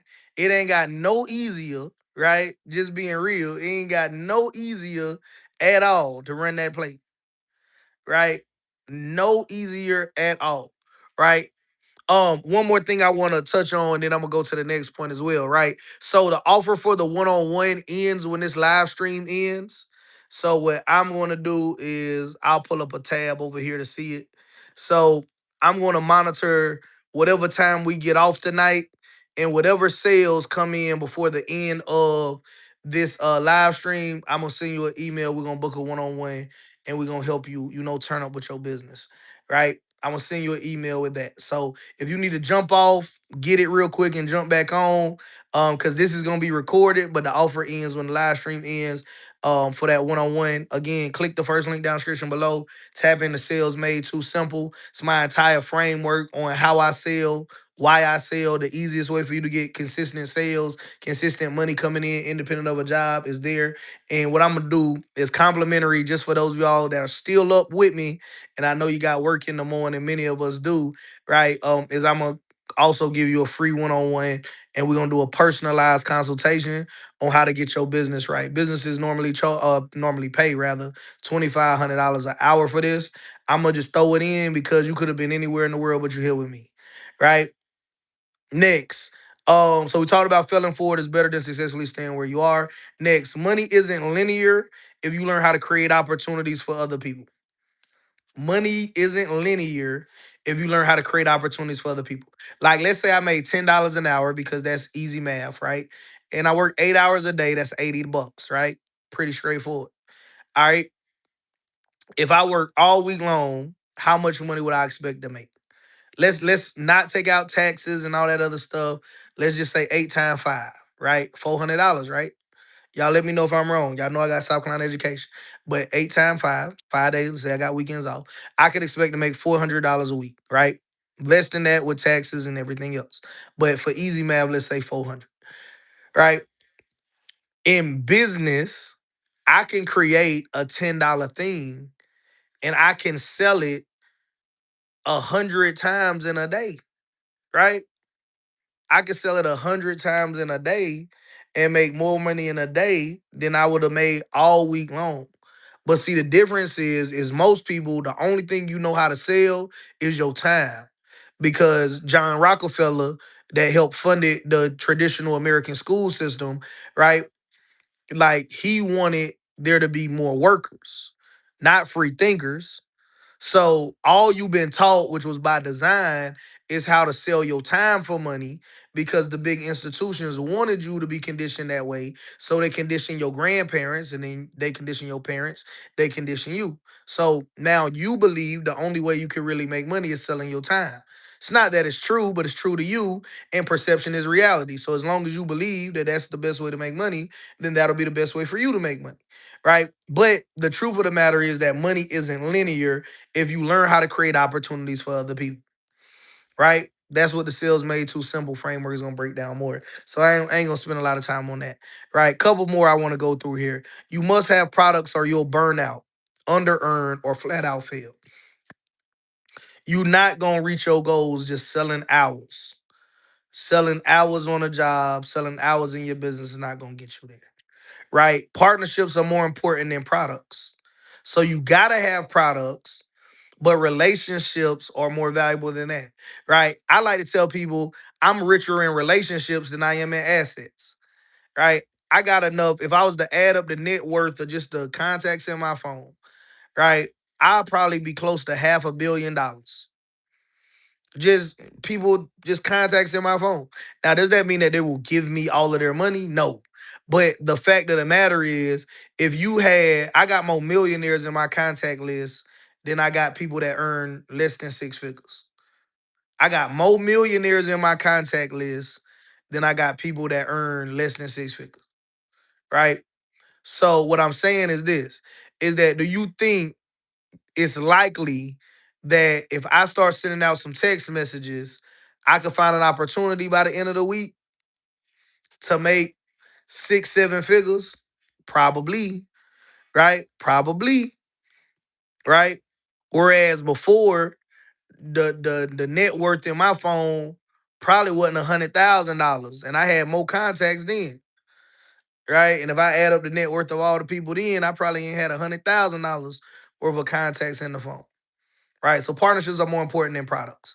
Immersion is the fastest way to learn any new skill. That's why if you're not in the free Telegram community and you trying to make money, you doing yourself a disservice. Right? You doing yourself a disservice. Ain't no way around it. Right? So immersion is the fastest way to learn any new skill.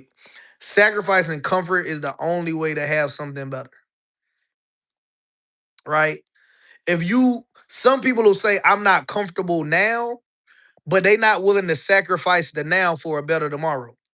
If you hate now, if you're not happy where you are now, risk it all. Not advice. I'm just telling you guys, I'm talking to myself now.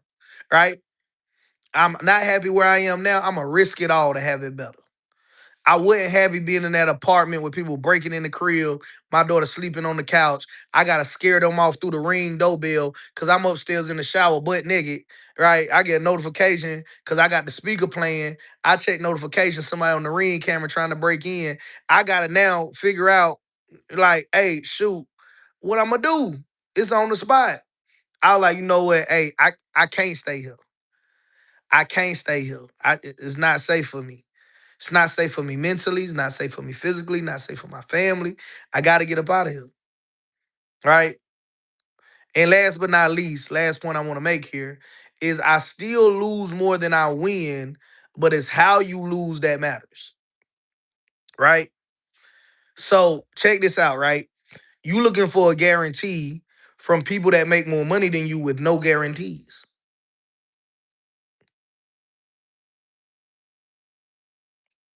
Let's be real. You looking for a guarantee from somebody that has no guarantees for their own doggone self. Right? How I'm gonna give you something I don't got, right?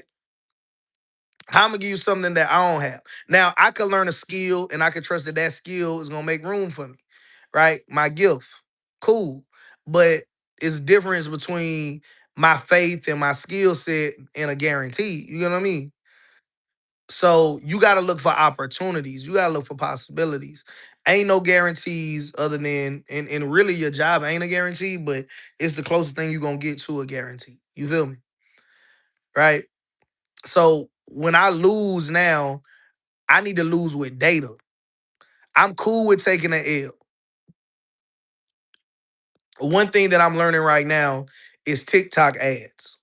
I think TikTok ads are cheaper than Meta ads, and there's a huge upside. So before everybody figure out TikTok ads is better than Meta ads because the cost is cheaper and the reach is significant, right? Because what's gonna happen eventually is everybody gonna realize that, and then TikTok ads to make X amount of money is gonna cost just as much as Meta ads, right? So the people that was in the first gold rush with Meta, they made a ton of money with Meta ads. And then they went and bought real estate, bought other businesses, feed up. Now, if they still doing social media, that's cool, but they don't need to do it to survive. You get what I'm saying? So the next wave right now, in my opinion, TikTok ads. But you got to have something to sell, right? Which is pretty straightforward, pretty easy to do. It's people selling everything over on TikTok, so it ain't nothing crazy, right? Some people want abundance, but in small rural areas, a lot of people are simply trying to make ends meet first. Yeah, so it's two levels of wealth building. The first level is just personal security. Can you take care of you and yours? Then beyond that, then it's like the maximum service to the maximum number of people. Right? So that's cool. The problem with stopping at level one is because is that you're gonna have like start stop finances. So like for example, let's say that man, take care of my family. I can take care of my family off of $5,000 a month, right? I'm just make up numbers. 5,000 a month. All our property paid off. We just got utility bills, insurance, blah blah blah. I less than $5,000 a month. We good, right? Put a little grocery in the refrigerator, save a little couple dollars here and there. Boom, we good, right? But the reality of the situation is, are you really good though? Right? Are you really good?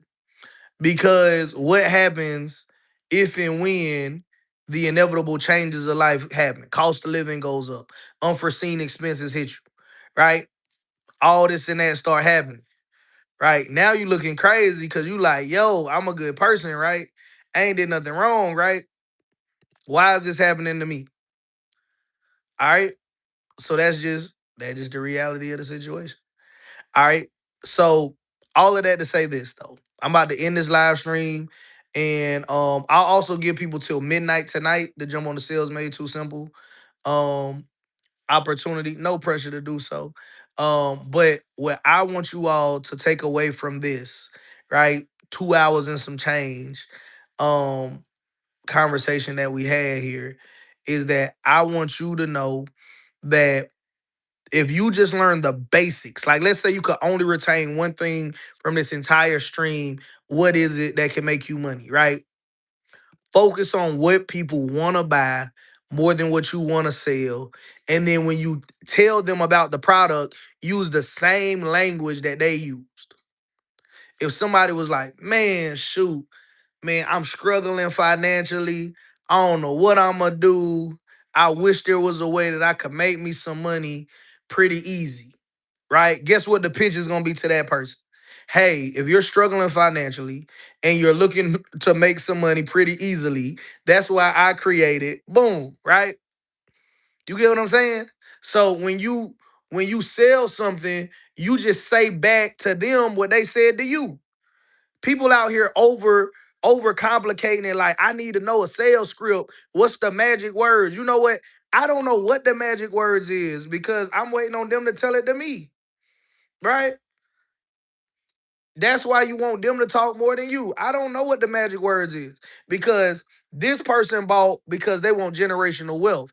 This person bought because they want personal financial freedom.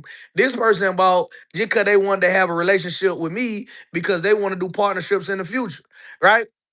So I know what I'm selling. I know the value of it, and it can serve all of those people. But even though I know the value of my thing and it can serve all of those people, they may not want the same thing from it. You get what I'm saying? So I gotta know how to speak the language that they need to hear. It's not illegal, unethical, immoral, or against God. It's understanding that look, some people bought a Lamborghini to stun on you with a Lamborghini and just let you know you're not doing as good as them in life. Right? Some people bought a Lamborghini to sell you something so that way you can believe that they have something so that way you'll give them money so that way they can make money, right? So some people got the Lamborghini just to stun on you. Not trying to help you in any way, just want you to know I'm doing better in life than you. Somebody else bought the Lamborghini to serve you, to get your attention because you care about stuff like that, and then now they can sell you, they can put the medicine in the candy as they so to speak, right? Somebody else bought a Lamborghini, never talks about it, you don't even know they got it, and they bought the most expensive Lamborghini. They didn't get it to stun on you. They didn't get it to get your attention to sell something to you, right? They got it because they only made so many of this. They're gonna hold it for a while. It's gonna appreciate in value, and then they're gonna resell it. So they bought that $800,000 or $1 million plus car, and you gonna see that less than you see the $190,000 2019 Lamborghini Urus, because you don't know the difference anyway in what they look like, and they way cheaper, right? So the person with the Lamborghini truck, right? They showing you that because you believe that mean that they successful. Now they can put the medicine in the candy, right? Somebody else gonna have the what's the cheapest one? The Gelato. They gonna have the Lamborghini Gelato because you don't know that the Gelato ain't cost nothing, right? And they gonna just stun on you with the Gelato, right? But it's the people with the Revolto and the other higher end ones, right? The limited edition joints. You get what I'm saying? Here's the whole takeaway though. Again, summarizing, right? You have to know what somebody wants in order to sell it to them. Don't even worry about your product. Worry about what they want. If your product can help them get what they want, then that's your ideal customer. If it can't, then you can't. Like, it's okay, right? Lamborghini, I could go to Lamborghini tomorrow with $10,000 cash. Say, hey man, I got cash money, right? And I got $30,000 more in the trunk. Let's talk turkey. I want to cash out on a Lamborghini. Now they might say we'll take that as a down payment and you're gonna finance the rest. But if you trying to get the title to a Lamborghini today, no, you ain't get no title for no $10,000. You ain't gonna get it for no $40,000, right? Not when that's running, right? So that being said, they don't drop their product to match my budget. I'm just not their ideal customer, right? An amateur say, you gonna let that money walk? You gonna let 40 grand walk? Absolutely, right? Because I don't make 40 grand, I lose the difference between the amount of money I accept and the value of this asset that I have. In that case, whatever Lamborghini it would be. And I want you to start running your business like you are the Lamborghini of your industry. You don't need everybody money, right? You don't need everybody money. Do you need money? Yes. Do you need everybody's money? No, right? Fact of the matter is, let me tell you this before you experience it, because it's coming if you do it right. If you make too much money too fast, they're going to freeze your accounts. I'm talking about legal money too. Let you make too much legal money too fast. Let you make money that you ain't never made before. Let you have a six-figure day this week. I bet you they freeze your accounts to the end of the year, right? You think making a lot of money fast would be cool. That because you ain't never made a lot of money fast. You make too much money too fast, it's gonna flag in the system, whether it's your bank, whether it's Stripe, whether it's PayPal, wherever your money is, right? Unless you use, we'll talk about that later, it don't even matter, right? But for 99.999% of y'all, even if you made $100,000 in a day, you ain't gonna see it this year. Anybody that's ever done it, like, am I lying? You make 40,000, 60,000, 80,000 a year, then you have $100,000 a day. Please. You ain't gonna see that money. You ain't gonna see not this year. You might not see it next year, depending on what you say. Right? You say the wrong thing, like shoot, hey, like look, we ain't gonna release this. We ain't gonna be able to do it. Right? I love you, God. Love you. Keep God first. He'll take care of you in all areas of your life. You have until midnight to click the link down description below and tap into Sales Made Too Simple. I'll send you over an email for our one-on-one, and I'll talk to you guys soon.